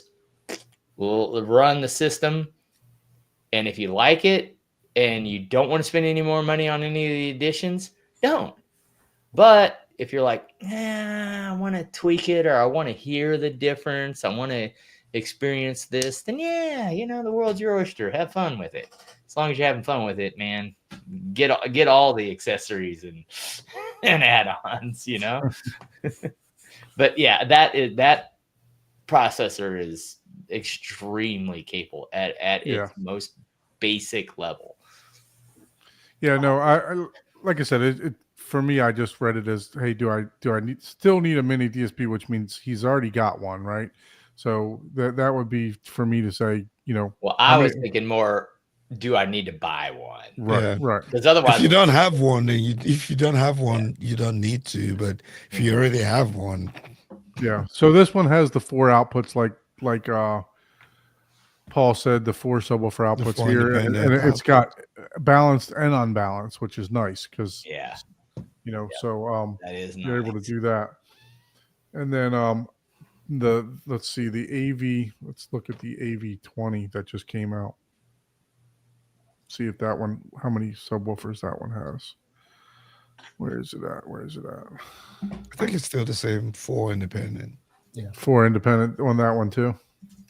I mean, I think so, but we can check. That's it right there. Yeah.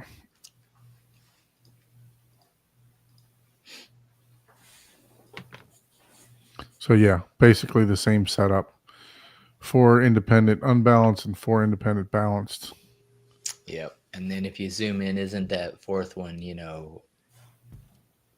capable of being dedicated to tactile transducers? Yeah, I think one of them is, yes. Yep. Man, if Yamaha doesn't freaking come out with a new processor one of these days, I might end up having to go with Marantz.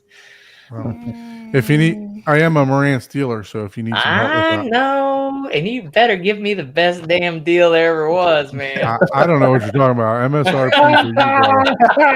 for you, this guy's like trying to make $1,000 off of me, man. I don't know. God, what are friends for? If it's not the Paul is about friends and family discount. Paul is about to get a 60% tariff, man, on that thing. That's trade-off money for you, right? Yeah, this is the Don tariff. It's like, oh, hold on. Yes, I remember that. The first bar you took me to was all the drywall jokes and everything. You're gonna pay for it. Yeah. So Marantz with some new products coming out, which I'm sure was slated before the Harman merger, right? Before the buyout, So I'm interested to see what they're going to do with that. Is Marantz going to be your premium product, and then Denon going to be your, be your lesser product, and classy or class A going to be your upper end, or, I'm interested to see what happens with that whole.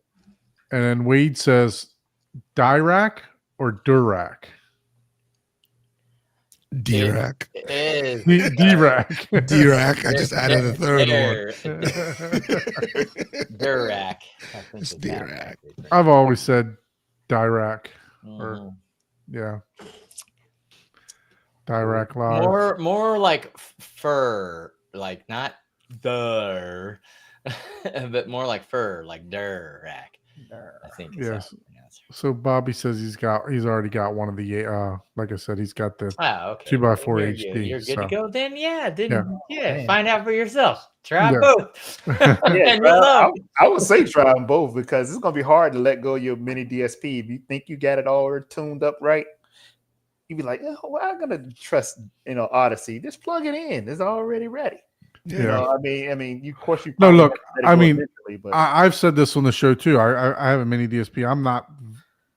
I even had trouble hooking the damn thing up, but I think it was my computer that was giving me issues more than anything. But look, if I can eliminate, if I can eliminate that, if I can eliminate something else that can fail in the chain, Yeah, I think why not? You know what I mean? I agree with you on that. I think sometimes we forget that every extra thing we add to the chain Mhm. sometimes, most times, just complicates things. Yep. Or During it's- the theater tour, somebody they did a test and they did something, and then halfway through ours, they're like, "Oh man, I didn't have the subs on."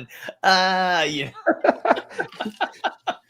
oh, and I Yeah, mean, cranked up, I've they had the totally subs had on? that happen before, oh man, and I'm like, man, my near field subs weren't even on. Like There you I go. was literally missing 4 subwoofers. Yeah. And I was like, oops. But mine was from a power thing that happened, a power storm or something. I don't know if I forgot to even turn them back on, but I was like, oh man. But it happens. More stuff, more problems, right? yeah, I think the less amount of stuff you can have in your chain, it's always the best. But it's kind of how the rabbit hole goes. You always need more. So what's the latest thing that you're doing on your channel, Ron? some videos on some demo clips, doing some demo clip videos. Oh, okay. That I was is telling your you about- latest thing. That's the with latest all thing the I'm app working modes. on. The thing is funny about like the last video I did, something on hearing your Atmos speakers. Hey, Doug, And- pull up that Govee video. So I pull up the, like if you can't hear your Atmos speakers, that one on the left, I say if you can't hear your Atmos speakers, here's why, right? And of course I was being kind of tongue in cheek with the thumbnail, but Yeah. that video is doing better than any video. And you know what? I went in my space and I just turned the camera on and I just said, I'm just gonna give my initial reaction, didn't have anything scripted or whatever. I started to start talking. And the editing was all messed up on that video. For some reason, the computer was acting all whack. I said, this is going to be the worst thing ever. That video is doing so great right now as far as the videos for my channel. That is how it always really? goes. I was like, really? That was supposed to be the worst video. I was just putting the video out there. I was just kind of going to, just flow with it. And that video for me, not, of course, you guys, but for me, that was doing great, so strange. So it kind of demoralizes you in a way. You spend all this time in this video trying to get it right.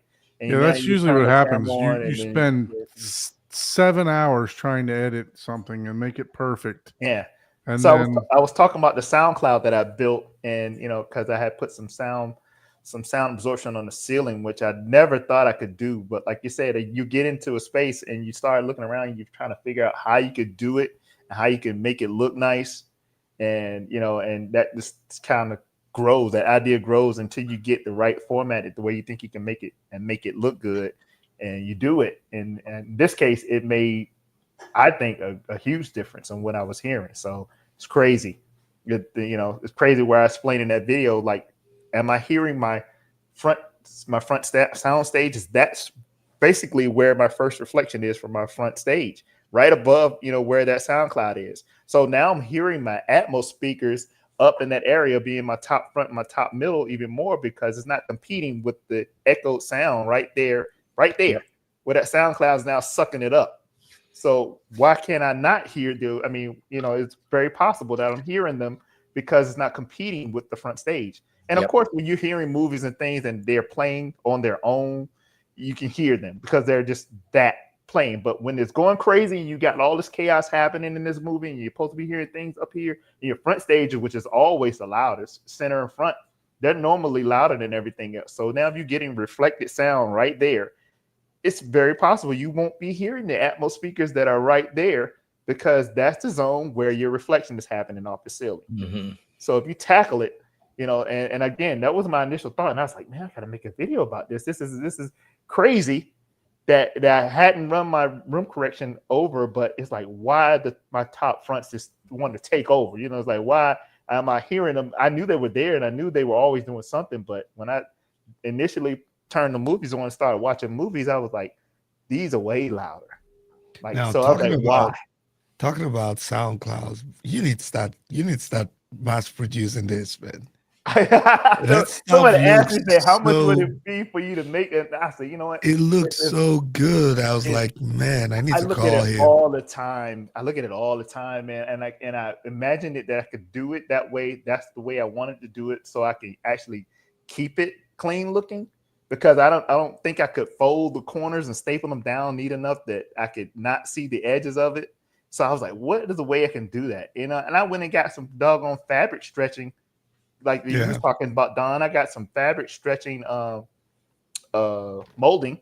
Fabric track, and that's what I used. I tucked it. I put this fabric track on the frame that I built, and I tucked it. So there's not an untucked corner in there. It's nothing wrapped. Everything is tucked. I even talked to the people at Fabric Mate and the owner, I forget his name, but we sat there and had a 20-minute conversation. He was like, "You gonna do what now?" I said, "Imagine this." So when I bounced it off of him, he said, "Yeah, you can do this," and he gave me a lot of good things and what I would have to do that helped, because I actually lured him into thinking, you're gonna do this, you're gonna actually do this. I was like, yeah, because initially I was thinking about making a round one. And they have some products you can make a circle. Yeah, they have the cutout. Yep. Yeah, I decided to go square with it, but we were talking about it, and he told me all the pros and cons of how to use it and what I could do. So, I mean, I looked at the clock. He was like, "Well, we got to go now." I said, "Yeah, we've been talking over 20 minutes, man." No, and I was like, "What's your name?" He was like, "I forget it," but he said, "I'm the owner." Yeah, this looks good. Imagine putting a starlight into that. Yeah. Yeah. So then you have that beautiful light. I mean, it would defeat the purpose of it being your acoustic property, right? But still, well, you still have the insulation inside the absorption panels. Yeah. So instead, it would be more like a diffuser combo, right? Because you have the holes for the star ceiling, the star fibers. But that looks really good, man. Thank you, man. Thank you. I mean, I planned it out for a long time. My wife was like, "Are you doing this just because of your channel?" And I went back into my phone and I started showing her pictures. 2021 is when I had a picture. I'm on my back, got a picture of the ceiling. And I was like, this was 2021's idea. I just hadn't figured out a way to do it right that I wanted it to look the way that I wanted to look. So that's what a lot of time I got all these little things that I want to do, but nothing has been developed yet that I could use do. Owings Corning in there for that? I used the 703, the 1-inch stuff, and I made the way that it's made, the 1x4 flat panel that you see there on the front side of it where the fabric track is holding it in. That's a 1-inch piece right there. But then in between where the supports for it is, there's another 1-inch in between there. So it's like 3 panels on top, so it's kind of double stacked. And then I put some Govee LEDs in there. How did you power it? Did you have like a ceiling fan up there, or did you have? I ran it back to where my projector outlet is in the ceiling, and so how did you hide the cords? In the ceiling. So you went up through the ceiling and then back down. Yep. I went in the ceiling above where the panel is. I made a hole big enough for my adapters and things to go through. and Okay. fish the wire all the way back to where that projector outlet is, because I have a hole cover right next to my projector. Oh, so you ran like a Comes out. 12. You ran like a 12-volt wire all the way back. No, it's the actual There's plug. the Govee Govee cable, plug. right? You just Yeah. run Yeah, the the Govee. Govee is the Govee cable. It has I put really it- long power adapters, right? I put So- it. I added a 10-foot extension, because you can't extend anything Govee to the LED, but you can extend the power line. So I bought a Yeah. 10-foot extension power line that goes from the controller to the actual power block. So that's where I What is got that? Just like a 10 USB-C style like plug? it's a DC plug, that goes into the power block. It's like a You- barrel connector. Yeah, you okay. you can Barrel. extend that part. So that's what I use to extend it. That's what I was. Yeah, I asked. Yeah, so you 'Cause have that's to the 12-volt section, because you have the little bitty Yeah, plug that plugs into 110, No, and no, then it has it's a it plugs into converter. 110, and it's got a block. and Yeah. it's a 24 volt. Each one is 24 volts on that. Yeah. It gets really bright, but you can super bright. dim it down a lot. But So like I said, I ran it up through the ceiling, which you can't see, and that was another thing I needed to not be able to see it. Need to be able to get the wires and the blocks up there. I mounted the controllers to the top of the panel, so because they have built-in mics that it can dance to music and all this kind of stuff. So the mics I couldn't hide in the ceiling, so I had to mount the mics on it as well. And I showed it in my video where the mics are mounted. The actual controller has a little hole in it for the mic, mhm. so it can hear the music. Like if I'm talking right now and the voice I'm talking, it'll go to what I'm talking. Because it's very, very, you very need to do the DreamView thing, dude. It connects to the HDMI, and it uses. That's a longer conversation, but I can show you in the after show like how mine's set up and how it works. Mhm. But it's You have to- basically you buy like the computer thing, but you don't have to use the computer thing. You just use the brain box, like a sync and box. it'll Yeah. connect to all those things and give you full surround light effects. Yeah, and there's a company that asked me to do a review of their sync box. I was like, what do I use a sync box for? Because I'm thinking my TV that I have, I've heard that it could induce some lag. There Well, is a little oh. bit of lag, but the sync one they had one that has a camera. Mm. Those are really laggy. The newer ones that actually use the HDMI signal, Mhm. they're still lag a little bit, but not enough. Like you're not watching that during like some serious movie, but if you're watching a concert or a friggin' Excuse me. a animation or something like that, it's good enough to where it enhances the experience. So I think this might be a perfect segue Yeah, to the tour, That's right? exactly what I was going to say. This, Let's get Let's check it out. Ron ready to do All right. All right. do the tour. so while you're getting that set up, we'll answer question here that we got. So, Ron, if you could just go ahead and dial in, what do you guys feel about Easy BEQ? So, my thoughts are I've experienced this in a couple theaters when I did the M Wave, and my thoughts are sometimes it's just a little over exaggerated, right? So yes, I understand it's trying to fill a void of what was taken out of the movie to be able to play across two TV speakers. I do know that, but like if somebody's shutting a door and I feel like my whole back is being blown out, then it's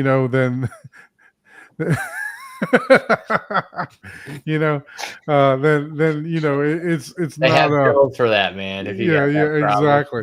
So it's not actually good, or I don't think that it helps the movie in certain ways. But if it were able to just replace some of the bass that is needed versus enhance other areas, then I would be all for it. But I think there's too many scenes that I saw that just didn't need the amount of bass that was being portrayed on the screen. So right? aren't you supposed to get certain files for the particular movie, Hmm. right? Correct. So that it only targets that particular scene in the movie versus just, targeting throughout the whole, like you said, somebody shuts a door and you think King Kong It's stepped not. outside, right? No, it's not doing that. So basically, there are profiles, right? And that's what it's doing, but it's not scene by scene. It's basically you're using like, hey, this is how this base signal we see it, but it's rolled off here, right? They're not. So they're adding a shelf, basically. It's not like an active thing. You're basically loading a room curve Mhm. in your mini Hey, DSP let us know when you're ready, Ron, if you can hear us. Sorry. based off of. I can hear you, but I Okay. can't get my picture full screen. No, can you turn your phone? Turn Are your you phone using sideways. your front camera or the back camera? I'm using my. There you go. There you go. There Yeah, you go. Now you that'll got Well, it. work. now I'll That'll put be you. good enough. I can put you in solo layout, full screen, and then. Yeah, I can't see that little teeny. Go ahead, Ike. Do it. There we go. We'll get back to the BEQ here in a minute. So Ron is so gracious enough to give us a theater tour of his theater. So Ron, if you could just start out with the dimensions of the room that you're in. Okay, the dimensions of my space is 20 by 16. So 20 all the way over here in this open space, what we call this bar, that's about 20. And then from the TV wall to this back wall is about 16. Okay. And is this So like an open area? it is open concept. There's a kitchen over here in this Okay. way. And then on this side is all open to the area over there. My son graduated not too long ago. Still got the balloons up. But yeah, so it's open on both sides. So here you can kind of see the shape of the floor. Kind of got a runner there. And it's kind of like that all the way, this carpeted area right here. Kind of trapezoid looking area. That's the only part that's carpeted. And the rest is hardwood floor behind there. Okay. So it's like this angled on both sides of this area over here. All right. So love the curtains, the pop of color in there. With the curtains. I was just saying that now I want orange curtains, man. My wife's that favorite looks color. good. So I tell people all the time, I say, hey, man, I get to do what I want to do in here because I'm catering to the things that she wants. You know what I'm saying? So as long as I put orange in something in this house or what have you, then I get free reign sometimes. You will live longer doing that. Trust me. And the sound panels they look nice. It's not it goes with the decor. Yeah, and like I say all the time, I tell people, man, it's all about keeping it crisp and clean. If I can't really make it look clean, I really don't do it. I just put it in my, like I said, my hip pocket stuff, and until something comes up, another brainstorm comes up where I can do it neat, I kind of leave it alone, so, or if I'm not skilled enough to do something, then I kind of figure out if I can do it. If I can't, I probably haven't done it, so it's kind of nice. So you're so where 20, you want to start? You're 20 by 16, right? Yeah, something so 20 like by that. 16. This space is about 20 by 16. And how tall are the ceilings? These are 9-foot ceilings. 9-foot ceilings. Okay. Yeah. So we got. Let's go ahead and start on the front stage. Okay. All right. So front stage, I used to have some clip speakers here, but right now I'm running these Tecton Design. I have the Tecton Design Electrons. All right. So I have, of course, that ring radiator tweeter. These are dual 4.5s and then dual 8s in here. And these are probably about 46 inches tall. I think 10 wide and I think 17 deep. So this is again the Tecton Electrons. Same thing with the center. This center speaker right here. I know this company catches a lot of flack in the community because some things that have happened in the past. But yeah, this center speaker was specially designed for me because when my screen comes down in front of this TV, which you'll see, it was a little bit too tall from my perspective from my seated position. So he actually lowered the actual dimensions of that speaker by 1.5 inches, so it would fill in and not cover any part of my screen, because I was worried about it just going a little bit over into the white, and kind of messing up my vision. So Right. he made it 1.5 inches shorter. Nice. So yeah, so he definitely did that for me. So I'm appreciative that he went out of the way to actually make that center channel just a little bit smaller, so my vantage would be right. So again, front, center, left is a Tecton Design Electrons. Now for my surround sound speakers, which I have one here behind that plant, which of course you shouldn't. So there's a surround here. Here's a rear left, rear right, and the right surround over here. And these are all the same. Just gonna pull the panel off here. These are Speakercraft Profile Aim Speakercrafts right here. They are dual 5 1/4 along with dual 6-inch speaker. Dang. So the baffle, you can't see here, the baffle has a 15 degree right here. Okay. And the tweeter has another 15 degrees. Oh, nice. So you can get So they're 30 angled in. degrees. So you get 30 degrees pointed at your main listening position. Nice. That is genius. Right. That is good. So again, I was going for a speaker that could actually do that. I didn't go in walls because I didn't want to front firing. But when I found those speakers, I said, hey, I can do this, So same thing with my sides. They're not directly to the side. They're going to be, I think this is about 20 degrees up front. So again, with the tilt ability of those speakers, I can fire it right here. Right. So again, without those type of speakers, it'd be shooting out here, right at your feet. So these speakers were necessary for this kind of space. So what would you say the distance between your rear speakers and your main listening sitting position would be? At an angle about 7 feet. Okay. Very nice. Feet. That's plenty of room there about for that. 7 feet. You know what I'm saying? They aren't very close together, but yeah, you only got about 7 feet between here and that speaker.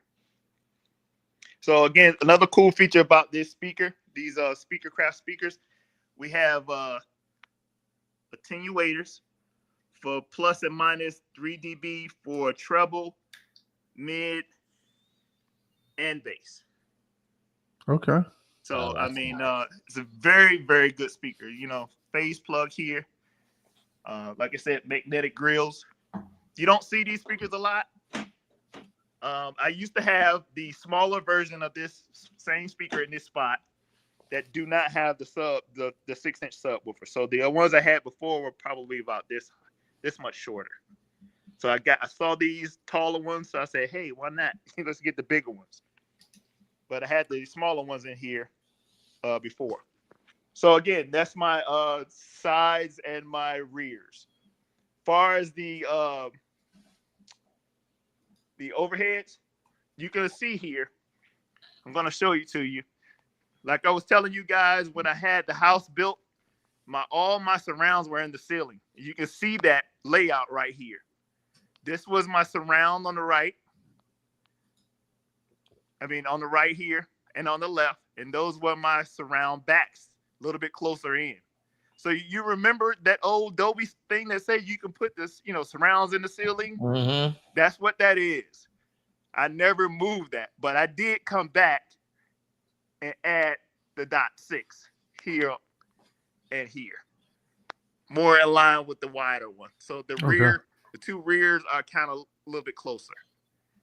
But the other two are kind of in line where they need to be. And did you do that after you had been in the house for a while, or did you do? Okay. Yeah, so did you hear a major difference by adding the sixth, the fifth and the sixth speaker? No. I can hear it now. Like I say, since the sound panel here, I hear this one very well now. So because again, we were talking about that sound from the front stage being kind of isolated now. But huge difference, no. Could I get away with the rear and in the middle? Probably not. I probably would need the rear and the front Right. tires. So, you know, Yep. that's kind of. But these same thing with my my speakers up here. I'm gonna get up here and take one of these covers off. This is a Speakercraft speaker as well. Magnetic grill. These are 8-inch speakers. This speaker has a 15-degree angle baffle, and the tweeter array also has another 15 degrees. Can you see that? Yep. Yeah, I'm actually looking at those online too. So I can angle that. This here is a wave guide right here. This little thing right here is a wave guide to help bring that speaker more flush to this area right here. Because when you have a set back speaker, sometimes that you can have that boundary effect. So this little grill thing here is kind of funny little shape on it. It kind of brings the sound more level with the front. And of course, you still got the treble and the mid-range attenuating switches right here on it. Also, you see right here, this whole thing spins. So I can move this tweeter up to 359 degrees. Wow. To angle those tweeters even greater. Yeah, and I'm looking at this speaker online here. It's for all those features, and it's $288.95 for looks like for one of these. Well, you're probably looking at the 7s. I think the 8's more around about 400. Yeah, that is 7. Yep, you're correct. Yeah. Yep. So What's the name of the speaker? Speakercraft. Oh, okay. Speakercraft, but for what it is what it is, and I haven't seen anything can match the actual aimability and the functionality for something that I'm waiting for the 360-degree version. 359. Not 3. Nope, you're not gonna get it. Yeah, no. Yeah, but yeah, there's a Unless stop. you're You gotta go twisting the one way, wire. then go back the other one. I guess that's why they call it 359. And they're actually called AIM. You know, Yeah, the name is That's pretty cool. the name of it is Speakercraft AIM. Yep, the So, AIM yeah. series, the AIM 8.5 Series 2. Series 2. This was the ones that I have in particular. The AIM 8s are $677 on Amazon. Yeah.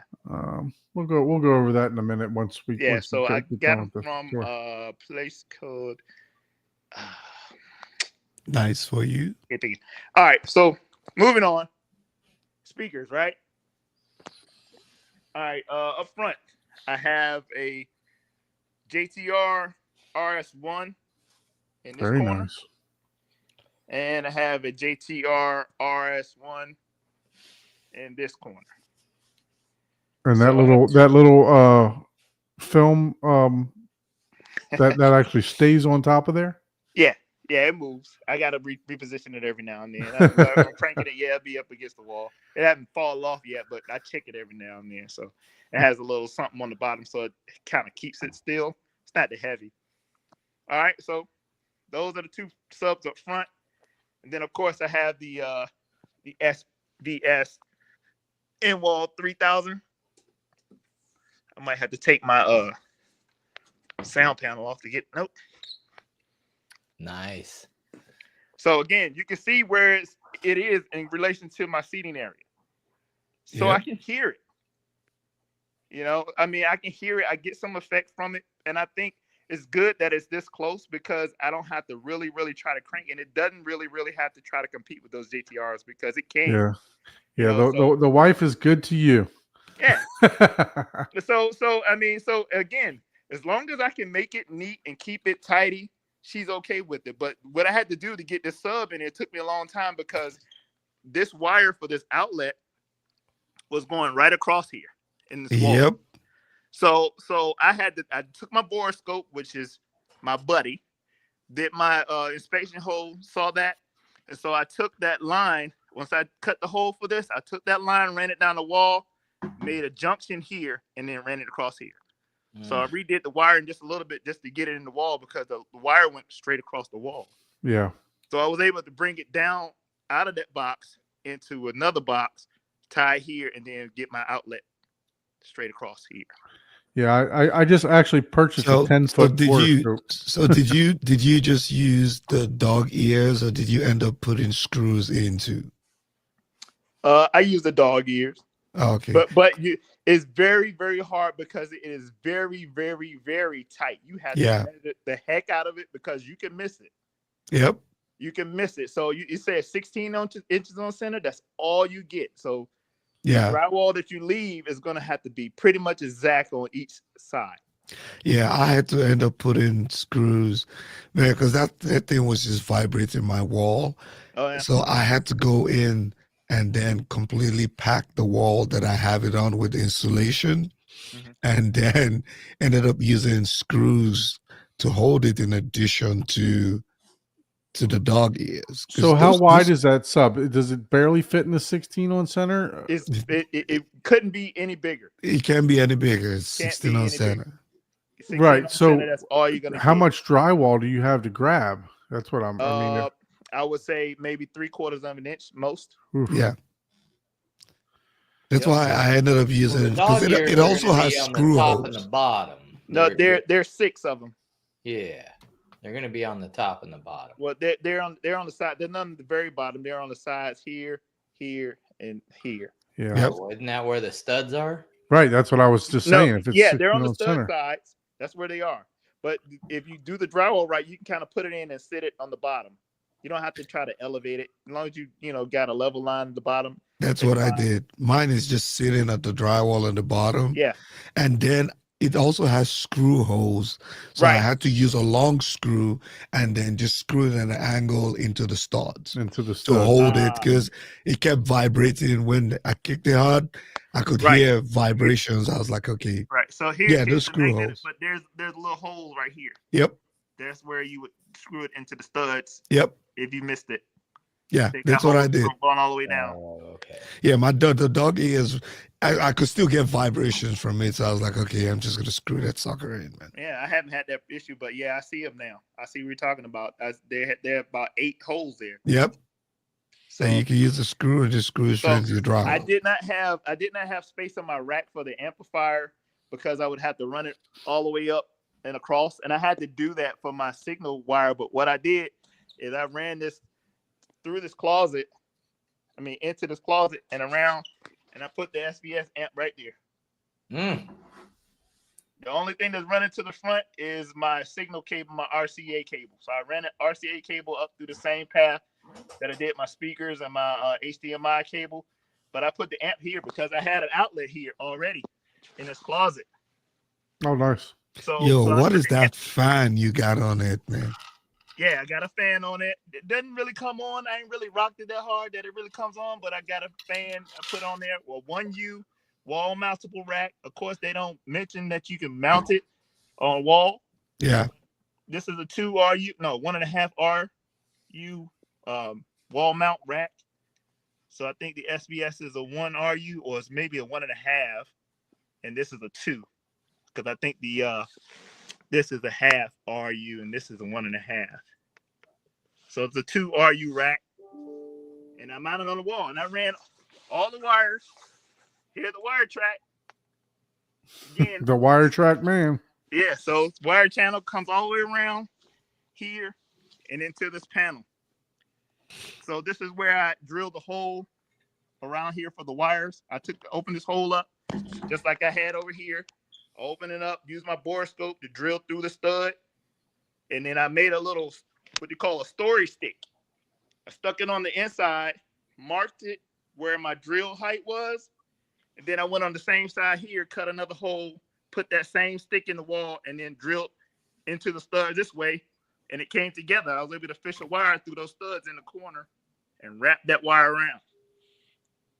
Man, you're out here doing the real DIY. Borescopes, man. You have an upstairs? Yeah. Okay, so I was wondering why you didn't just drop it in there through the attic. Nope. You had to go, like when I had this, these speakers right here, and these stairs, they're fire blocks, angled. Yeah. Staircase. Yep. So going up, had to find we had the, it's right above the speaker. This is as high as I could go. But I had to, when I opened this hole, I had to drill up through there. And then, go into the ceiling space, but I had to take these speakers out. That's the only way I can see between the stud bays that go this way. So I had to take the speakers out so I can borescope to get through the studs. Yeah, I actually just purchased myself a 10-foot borescope. Yeah. And I drilled up and this wall. It's articulating too. Yeah, stuff happens, man. I drilled up this wall because I had to use a long bit to get into the void space in this attic right here. So again, like I said, this fire block that's here, I had to get a 6-foot drill bit and drill up into there. And of course, I bust out the other side, but I patched it up. So first try was a miss, but I got it right. So again, all these wires go through the center. Here's that hole right next to the electrical right here. So again, if I open up all of these, I can see where the HDMI is gonna go all the way down the center of the room, that back down to the cabinet over here. So I got a run that's going all the way down there. And I use my my crown molding to kind of cover where it wraps around and goes from the ceiling to the wall. But I took that piece of molding down, and that's how I get from one side to the other the first time. So when I did the first time, every time since then, I put a piece of string up there, but every time I pull one out, I put a new string in. So next time I have to do something, I just pull it using the string. Very nice. So what's next? We got those speakers. Let's talk about the you did the speakers. Let's talk about some equipment. The acoustic panels, dude, those are good, man. This colors. The acoustic panels are RLX panels, 4 feet by 18 inches. So I put them in spaces. I had RLX, they did me the initial plans for these panels right here, these RLX panels. They did the plan for these. This was their idea way back in, 2015 or something like that. I had these panels that long. And then I recently put these two on the door right here, the white ones, just so it wouldn't stick out. I use white. I could have used the same color or something, but white is just so they're not conspicuous. You don't even think about it. You don't see it because they're white, just like the door is. Yep. So, all right. So we're moving on to what I have up front in this cabinet. Because I got a cheat sheet that I got to look at. Just like everybody else. I want to make sure I don't miss nothing. That's awesome. That's how I am. I'm like, what? I don't even know. I have to read the front. Like, what is it? Yeah. So, all right, right here at the top on this side, we got my 8-port switches up there. You really can't see that. Right below it, I got a Rockfield D14 Class D amp that's running the Croson actuators that I have. And then below that, running the high channels, it have an Outlaw 7000X 7-channel amplifier. I think that's 130 channels, 130 watts per channel. Right. That's all that's on that side. On this side, got a little mini HD HP PC. I got a little gaming PC that my son built for me. Got all the retro games on there and things like that. Don't use it a whole lot, but every now and then. Then I have a monolith amplifier, 7-channel amplifier that runs the front, side, and rear. So these Tecton speakers are 4 ohms, so they're getting the 300 watts up front, and you can tell. What's the sensitivity on those? Do you know? The Tectons, I think 92. Oh wow. Yeah, I have some clips in here. The clips are a little bit louder, but these are way better than clip speakers, man. I used to have clip speakers, so yeah, these are definitely an upgrade from clips. People's like, you don't like the clips? You like those better than clips? Yeah, man. They definitely sound, and talk about hitting hard. If you play music with this, you don't need a sub. You want kick. These kick, they're dual 8s. Is just awesome for music. All right, so in the middle, you got a R-Volution mini player that's running on the NAS upstairs. Got a Direct TV. Of course, I still got Direct TV. Gotta watch TV a little bit every now and then. Got a Panamax 4300. That's like an 8-bay or 8 outlet surge protector. And then I got the Marantz 8500. Had that for a little while. Nice.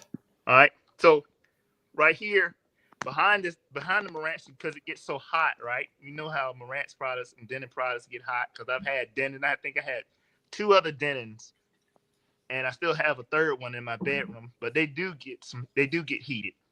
And this Marantz, even though it's a processor only, it still gets hot. So I got an AC Infinity fan that runs in the back of that pushes air through here. You can't see in the top of this thing, but there are holes in the top. I use some 1/2-inch tubing, clear tubing on that fan that's back there. It's a little like a plenum that it all runs into, and it pushes air actually on top of this amp. And on this particular cabinet, I built AC Infinity fans, these dual fans.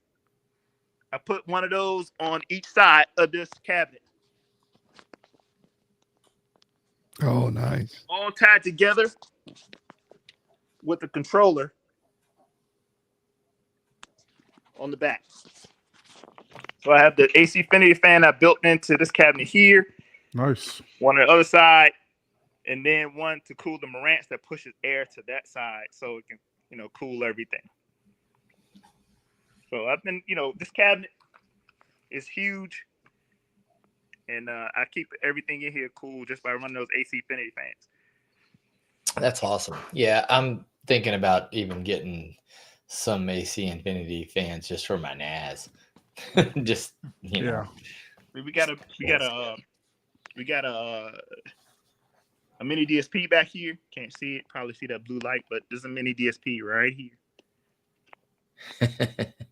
Here's all my wiring. I wired everything to wiring plates. There are no wires coming out of the wall.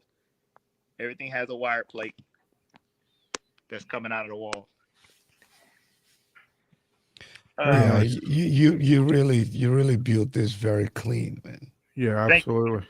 What about the projector and the screen? What are you working with for that? All right. The screen is a Screen Innovations Solo Pro 2. And I love the reveal. I love that Solo, but it had some problems, so they gave me a Solo Pro 2, which is probably like $2,000 more than the one that I had. Oh wow! So they was gracious enough to just trade it out. Trade it out. So this balance that you see here, I built this. This is the second one I had to build because the first screen that they sent me, it was a different. This one was just a hair longer, even though the screen was still 100s. So I had to rebuild this this kind of balance thing that covers it. So that screen comes down and drops down in front of this 50-inch Sony that I've had forever, and I think it's gonna be here forever. So it won't die, and that's okay. That almost sounded like you're ready for it to die. Yeah, I always I got a Sony E900, man, and my son hits it with toys. He does all kind of stuff, and I always make that joke. It's like, I'd hate to have to buy a new TV. Bigger TV than a 50-inch. I say, man, that's a wow factor. I'm gonna keep it 50. So it's now that my 100-inch screen looks bigger than it's supposed to. So of course I clear that TV. The sound bar is really what's sticking out, but the TV clears pretty good. Hey, I can imagine you talking to the TV like, come on, buddy, you gotta die so I can buy a new one. I actually need you to die so I can get a new one. I like I said, I keep saying I hate to have to buy a new TV if my son like, breaks where's my OLED? Where's my 98-inch OLED? Come on. You gotta gently apply that morphine. It's not going. I won't do it, man. I won't do it. And you know what? And another thing I thought was pretty cool that somebody asked me about before, it's like, if you can't really see back here, but behind the cabinet, there's a power strip right here. Mm-hmm. There's a power strip, and that's one of those little rinky-dink 4-foot power strips. It's got 12 outlets in it, and I'm using about 10 of them. and I plug it into a little surge box. Oh shoot, I lost my picture. Yeah, plugging into a little surge box, a little surge protector of his own. So all these little peripheral things like my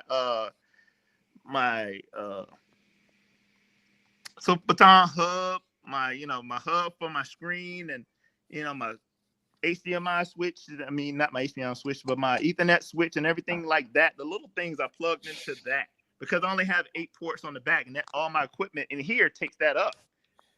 So you need more outlets. So I took a 4-foot and mounted it to the wall in the back and the bottom, and I plug all those little peripheral things into that.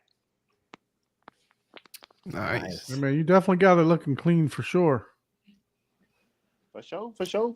And then what about the projector? What are you using for the projector for that 100-inch screen? Using an Epson 5040 UB that I've had for a few years. And if you notice right there, there's my Harmony hub up there. Good I mounted it up there and used Ethernet cable that was already up there to kind of wire my extender, what you see right here. So everything, it fires from up there right into my cabinet. Oh, okay.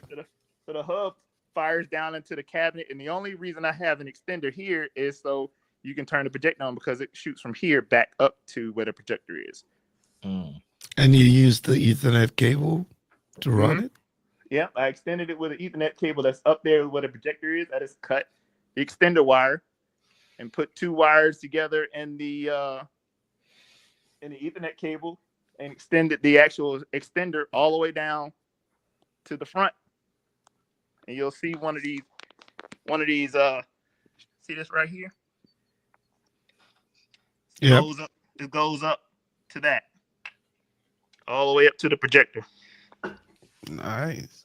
So I did that because I didn't have any outlets back here at one point. I needed an outlet. So I was like, this is the only outlet I got. You know what I'm saying? I said, well, if I plug it up here, everything's going to be shooting down towards there. Then I can plug it up there. So that's what I did. Wow. That was a lot of work for a hub. I know. But when you're sitting here thinking about stuff daily, you come up with stupid ideas that work, So, another thing I wanted to talk about is somebody say, well, do you blow a fuse in here? I don't blow a fuse in here. I got a 7-channel up here, a 7-channel up here, processor. I got, a dual SBS. I got the sub right here. I got the projector. What's on the same the same circuit as the projector and all the amplifiers. The SBS subs are on different circuits. The JTRs? The JTRs? Yeah. JTR. Sorry. Yeah. Did you have them ran separately, or was that just already done? This is where the other side of the room. Here's the kitchen over here, right? Okay, yeah. So they're probably 20 amps anyway, because kitchens usually have 20 amps. Yeah. So right here, this is where the one JTR is. I'm seeing a lack of wire track over on this side, though. Yeah, this one's supposed to be white. This one's supposed to be white. We're gonna change it to white one day. Oh, okay. It'll look a little better. The upgrade, man. Don, what are you, dude? You can. He's got wire track everywhere, man. When you finish your theater, you can talk about his theater, Don. You can. Guys, like my logo. I still see drywall in yours, man. Hey, check this. I made a video on my channel of how I separated this right here. This particular one, there was an outlet right here that was on the same circuit as this family room space. But what I did was I unplugged it from this outlet, and there's an outlet on the other wall, which is a different circuit. I brought that outlet to this side. Yeah. So now I have 2 outlets here. One is really for the circuit for the other room, and then one is the one for this room. So I put this actual subwoofer on a different circuit. So right now, each JTR is on a circuit by itself, because nobody used that front parlor there. The kitchen doesn't get used that much, as far as power. So I don't have any power strain when I'm running the subs heavy because it's not on the same circuit. Yeah. As everything else. Yeah.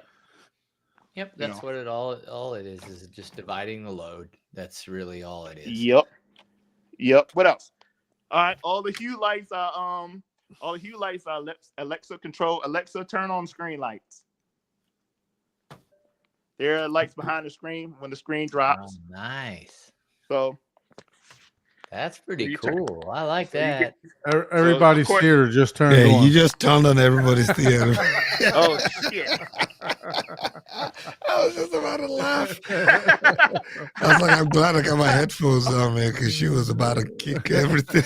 Yeah. So, of course you can turn. You know, Like, God damn it, that's the same command I use. Alexa, turn living room lights red. Oh boy. There we go. That's so funny, The red man. Paul's red light district right there. Yeah, All right, dude. Alexa, turn ceiling lights off. My lights have turned red. Alexa, just- turn living Oh, room that's lights. true. Paul's White. lights actually turned red. Yes, that means we are at the Alexa, turn screen almost lights off. end of the show, man. You're fine. And of course, the SoundCloud is Alexa controlled. I don't know if y'all want me to turn that on, but Yeah, absolutely. Turn it Yeah, on. turn it on, man. It's fine. Alexa, Turn the turn lights on off and turn that SoundCloud. SoundCloud on. All right. That looks nice. Oh, Yeah. that is Alexa, cool. turn SoundCloud to 100%. Yeah, you can So turn that- off the main. You can again, turn you off the have to main feel it. light. Alexa, you could- turn ceiling light 1 to red. Oh. So I can Ooh, control them two- 1 or 2, depending on two-tone. which one I want. Fancy. So I That's can- crazy. Yeah. Alexa, turn on ceiling music. Dang, I forgot what it's called. I forgot what I named it. But I can turn it. I can actually have her turn it on to the music mode automatically, and then it'll start flashing. You gotta turn it orange, like Fred said. It's like, oh, come Turn on. it orange. Yeah, you got Alexa, turn ceiling light 1 to orange. Alexa, turn ceiling light 2 to orange. You gotta Man, you gotta work it overtime, man. Yeah. they're Yeah. working. Fred knows how to please, man. It's like, wait a minute, I already heard. You gotta please Oh, the man. ladies with the orange color here. Man, Alexa, she's gonna ask for a turn- pay Got to raise, match man. the curtains. That's why. The carpet's got to match the drapes, man. Oh, there you go. So everything I say on this particular one, it will start flashing. It's got all kinds of different ways of the flash or whatever. But this is the music mode one that's set right now. So when the That's music's pretty playing, cool. so I can turn them both to flashing on one or whatever. There we go. Man, I might steal that idea. I like that. I like the white fabric that blends with the ceiling and the wall and the Yeah. doors and Yeah, it just hides. Yeah. Yep. Look, you you want know, to it's pretty cool. you want to it was a few months ago, there was this black guy walking around the fabric store like he didn't know what he was doing, walking around asking all the women for help. Like what can I use? And he was like, I'm just like it was just out of place, you know what I'm saying? So, but I got burlap because I heard burlap is one of the most acoustically transparent materials you can get. Mhm. So this is burlap. So the sound absorption is better because it's burlap and not any other material. And it just happened to be the same color as the silk. Oh, that's awesome. So, Very nice. so Very the nice. thing you think about along the way is like, so, and I'm sure I'm missing something along the way. I don't know what I'm missing, but there's a lot of stuff. I mean, what I'm using for, sound absorption, these curtains are playing a part as well because they are heavy and they're double lined. So that They're velvet, right? Yeah, What's that? they're velvet cottons, right? It's cotton, but it's double wrapped, but it has another heavier fabric on the back, so they're really heavy. So they're helping with some absorption in the room as well. Yeah. That turned Hey, out we really got a nice. question from Johnny. He wants to know how much storage you have in your Arvolution. Do you have actual drives in them, or are you just using your NAS? No, I'm using a NAS only. I have Yeah. 6 bays of 12 terabytes each. Yeah. So- Okay. Yeah. Like I actually use my NAS. I have a drive in mine, but I only use it for demo, because I want to get like a true test outside of a NAS environment, but I think most people just use a NAS if they already have one. Oh, I forgot one last thing. Here are my Crocin actuators are here. Nice. All right, so I ran my Crocin actuators from my front wall underneath the carpet using flat wire, a marine grade flat wire. Just so if the carpet's clean or whatever, it won't affect it. So the flat marine rated wire that goes from the front wall to underneath this couch. And I have a video on that as well, where I ran it all the way over here to a wall plate underneath the carpet, and it goes behind this wall plate, and then it's wired from here into that Rockville amp. So how are you liking the Crocin? Did they make a major difference for you? I love it. I mean, I don't say I use it a lot, but I use it. You know. So, yeah, because I was wondering, because I was either going to do one of the SVS in-wall subs, kind of like we were talking about, and use them as near field, or I was going to look at those Crocins. Well, here's the Crocin. This is what that blue wire is, that marine graded wire. Comes up through the carpet there, and I have like a little junction box right there where I can plug my banana plugs into, because I moved this couch when we're doing karaoke. I moved this couch, so all I do is move the Crocins. The only thing that'll be hanging out is that little bit of wire in these two little boxes, so I can slide the couch out of the way totally. So we do karaoke. I slide the couch over here, pick the Crocins up, and we got you let people sing on your Tectons. No, I just play the music on the Tectons. I have a PA speaker. Oh, okay. That run the microphone too, and of course, all my microphones and stuff are in here, ready to go for the people who want to sing karaoke. I got extra mic covers. All pick your color. There you go. Cool. I actually sent my wife a TikTok the other day, telling her that we need to set up karaoke. So yeah. Oh yeah, it's fun.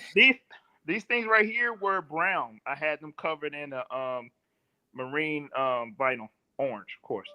So nice. So just again, there was some doing I had to do to be able to do what I wanted to do. So what is the actual shade of the cottons? Is it orange? Is it burnt orange? Like, can you turn your phone back the other way? Yeah, no, I lost it. Let me see if I can get it back. Let's see. All right, there you go. Yeah, we got it now. They're deep orange, like a persimmon. This is what the color's called. Persimmon is what it's called. Like persimmon. A deep orange. Persimmon. Okay. Yeah, persimmon. There you go. Very nice. I mean, you did a fantastic job with this theater. It's super clean for a multi-purpose space. Yeah. I mean, I love how you implicated the end walls along with the box speakers on the front stage. So when because you're using the speaker craft and then the Tecton, can you hear a difference in the timber match when they're going around? No, not really. I mean, because I think I'm of the school that if the front stage is the same, the supporting cast is not that, it's not going to be bad unless all your supporting casts are different. You know what I'm saying? Right. So, I mean, yes, it would be better if you could have everything all the same, but what company makes everything that you need in a space like this? Correct. So it's kind of the compromise. And again, my channel is about compromises, how to overcome compromises. And I'm trying to teach, and what I want to do is teach people, like, in a space that's not a dedicated space, how do I get by all of these compromises that people say you can't have this because of this, or you can't have this because of your space. So my channel says, no, when we think hard enough, we can get by that, and we can do something great and still enjoy the hobby on the highest level we can get to, So that's basically what I feel like I'm accomplishing here, still work in progress. Yep, and you got it right, man. Like, it's so clean that you wouldn't even realize how much cables are running in that Mhm. space, right? Yep. you wouldn't even see the fans and all the other great stuff you have, and Right. the color combination is just perfect. I mean, even to the graduation banner, you still have to get the orange balloons. It just happened to be That in is school so. colors, man. It just so happened to be in school colors, you know. It That's just why had it's to still blend up. right in. I mean, Right. you can just basically leave that in there and Yeah. just change the Look, man. Why five, do you think change my the wife? 5 to 6 next year and 7 and just Hey, move on. look, if you watch one of my videos, you'll see it, and I've mentioned it before because anything that's orange, my wife likes to keep up. And I'm gonna show you this, and I'm gonna show it to you really fast, right? Yeah. All right, the light's gonna come on, they're gonna go right off. I'm telling you. Okay. Boom. Never saw it. Don't know what you're talking Yeah, about. did see it. It's been up for 3 years. It's been there Wow. for 3 years. It won't come Hey. down. At least you don't have to take it back now. It's time to set the tree up, hon. The box is gone, man. I don't know where it's gonna go when I have to take it down. The box is gone. I don't know where that box is. That's funny. Yeah, man. That's too funny. Yeah, man. I think you got it all, man. Like I said, it's so much talking I can do about how the road to get here and the challenges I face trying to run this wire, but I figured it all out, over time, because I live in this space. Right. And and I have time to kind of figure it all out. So I've taken my time to try to figure it out how to do it the right way and how to make it clean. So that's what I'm all about, man. So what does your wife think about all the bass? Is she about it? Does she tell you to turn it down? She tells me to turn it down. She Yeah. cares less about the bass, but like I said, as long as I buy a few movies here and there that she likes, we get along just fine. But other than that, she says, as long as you can make, because she was concerned about this thing I was building here. Now she loves this thing. She wants to show it to everybody who walks through the door. Ron, turn it on, Ron, turn it on. I said, you were so worried about what I was going to do. She's like, that's because I do everything in stages. I actually had cardboard cut out the size of this thing I want to put, and I pinned it to the ceiling. She's like, oh my God, you're going to put something that big on the ceiling? That was the first thing. Mhm. I said, you got to wait. You got to follow the process. It's going to be this big, yes, but it's going to be great. You watch. So now she loves it. So, she's learned to trust me throughout the years that I won't do anything that's really crazy. But Yeah, I got boards and You do painters crazy tape up. stuff. You just do it to look really good. right. Yeah, I Yeah. got boards and painter tape up, and to try to show my wife the design of the thing. I mean, painter's tape is stretched across all the for the whole entire design, and she's like, I still don't see it. I'm like, what don't you see? Yeah, you showed it to me, and I'm like, yeah, I see that. That's cool. Hey, but She's look, like, I don't see it. I'm like, I yeah. had some. Everybody's different. Here's my next project. Let me see if I still have them. I'm gonna my garage. I only got a 1-car garage, man. I'm working out of, but let me see. I'm gonna show you where is it? Oh, right here. You see, I got some more 703 left, right? Okay. And I had a whole 12 pack of. You see that big box right there?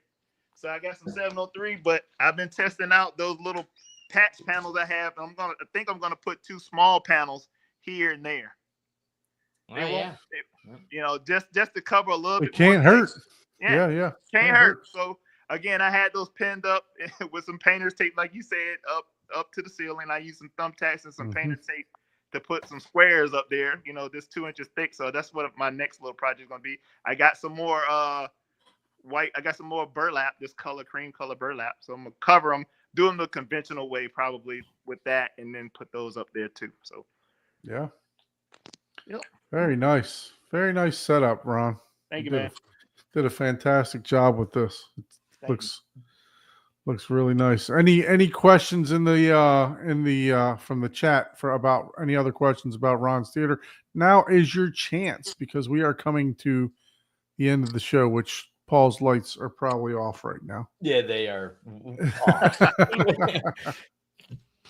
Yeah, Ron, you could go back to your computer, and then I think you probably already see that, and I'll bring you back on stage. Yep. Yeah, so he did a really nice job with that.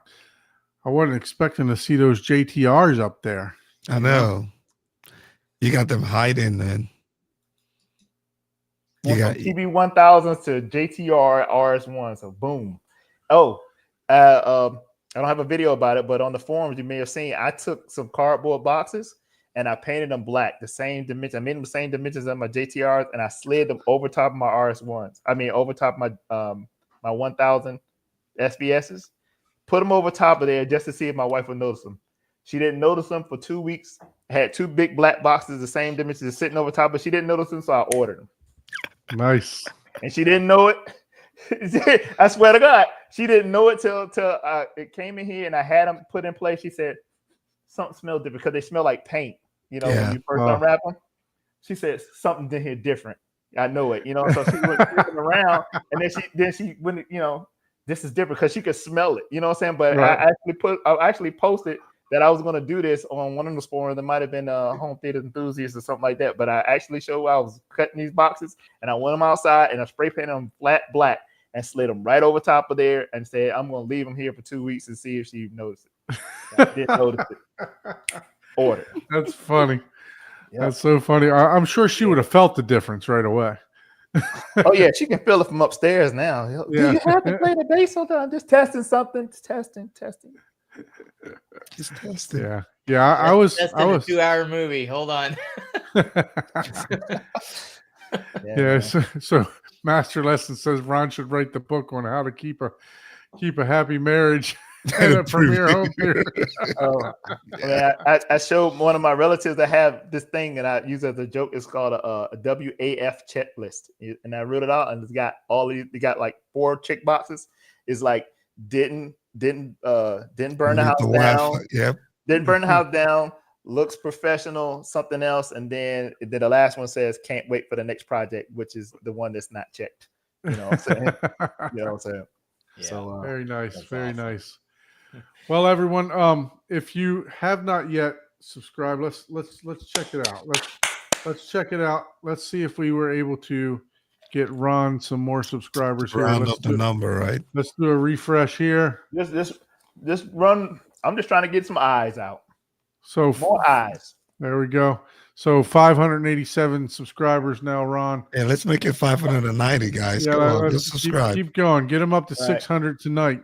We got to make sure you subscribe to his channel. Check out his videos.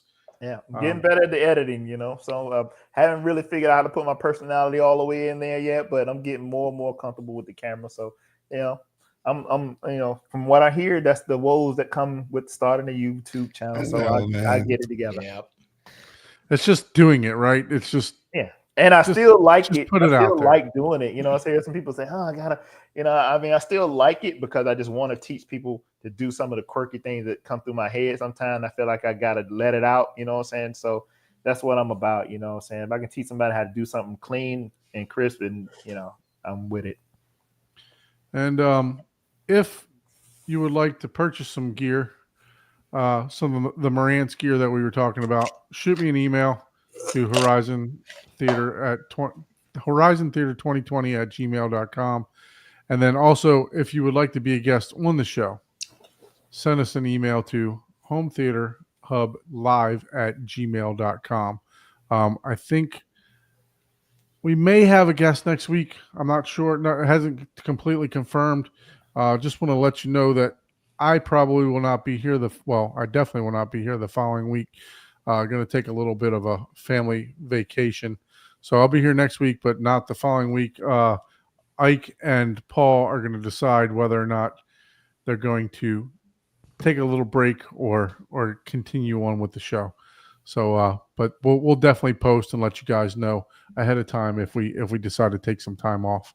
But once again, if you'd like to be a guest on the show, shoot us an email at hometheaterhublive@gmail.com and do all that great stuff. Like, subscribe, hit that bell notification, share the video on our channel, on Ron's channel, Genius Home Theater, and then also visit his Facebook page too.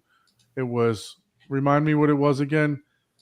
Home Theater on YouTube. Home Theater on YouTube. So where all of us creators can post our posts and not get banned or yelled at by the Still moderators. public. It's still public right now. Still public. It's still a public page. So appreciate everyone for joining us this evening. Until next time. Yes, stay on run in the green room, so don't Yep. drop off. See you in the next one. See you guys.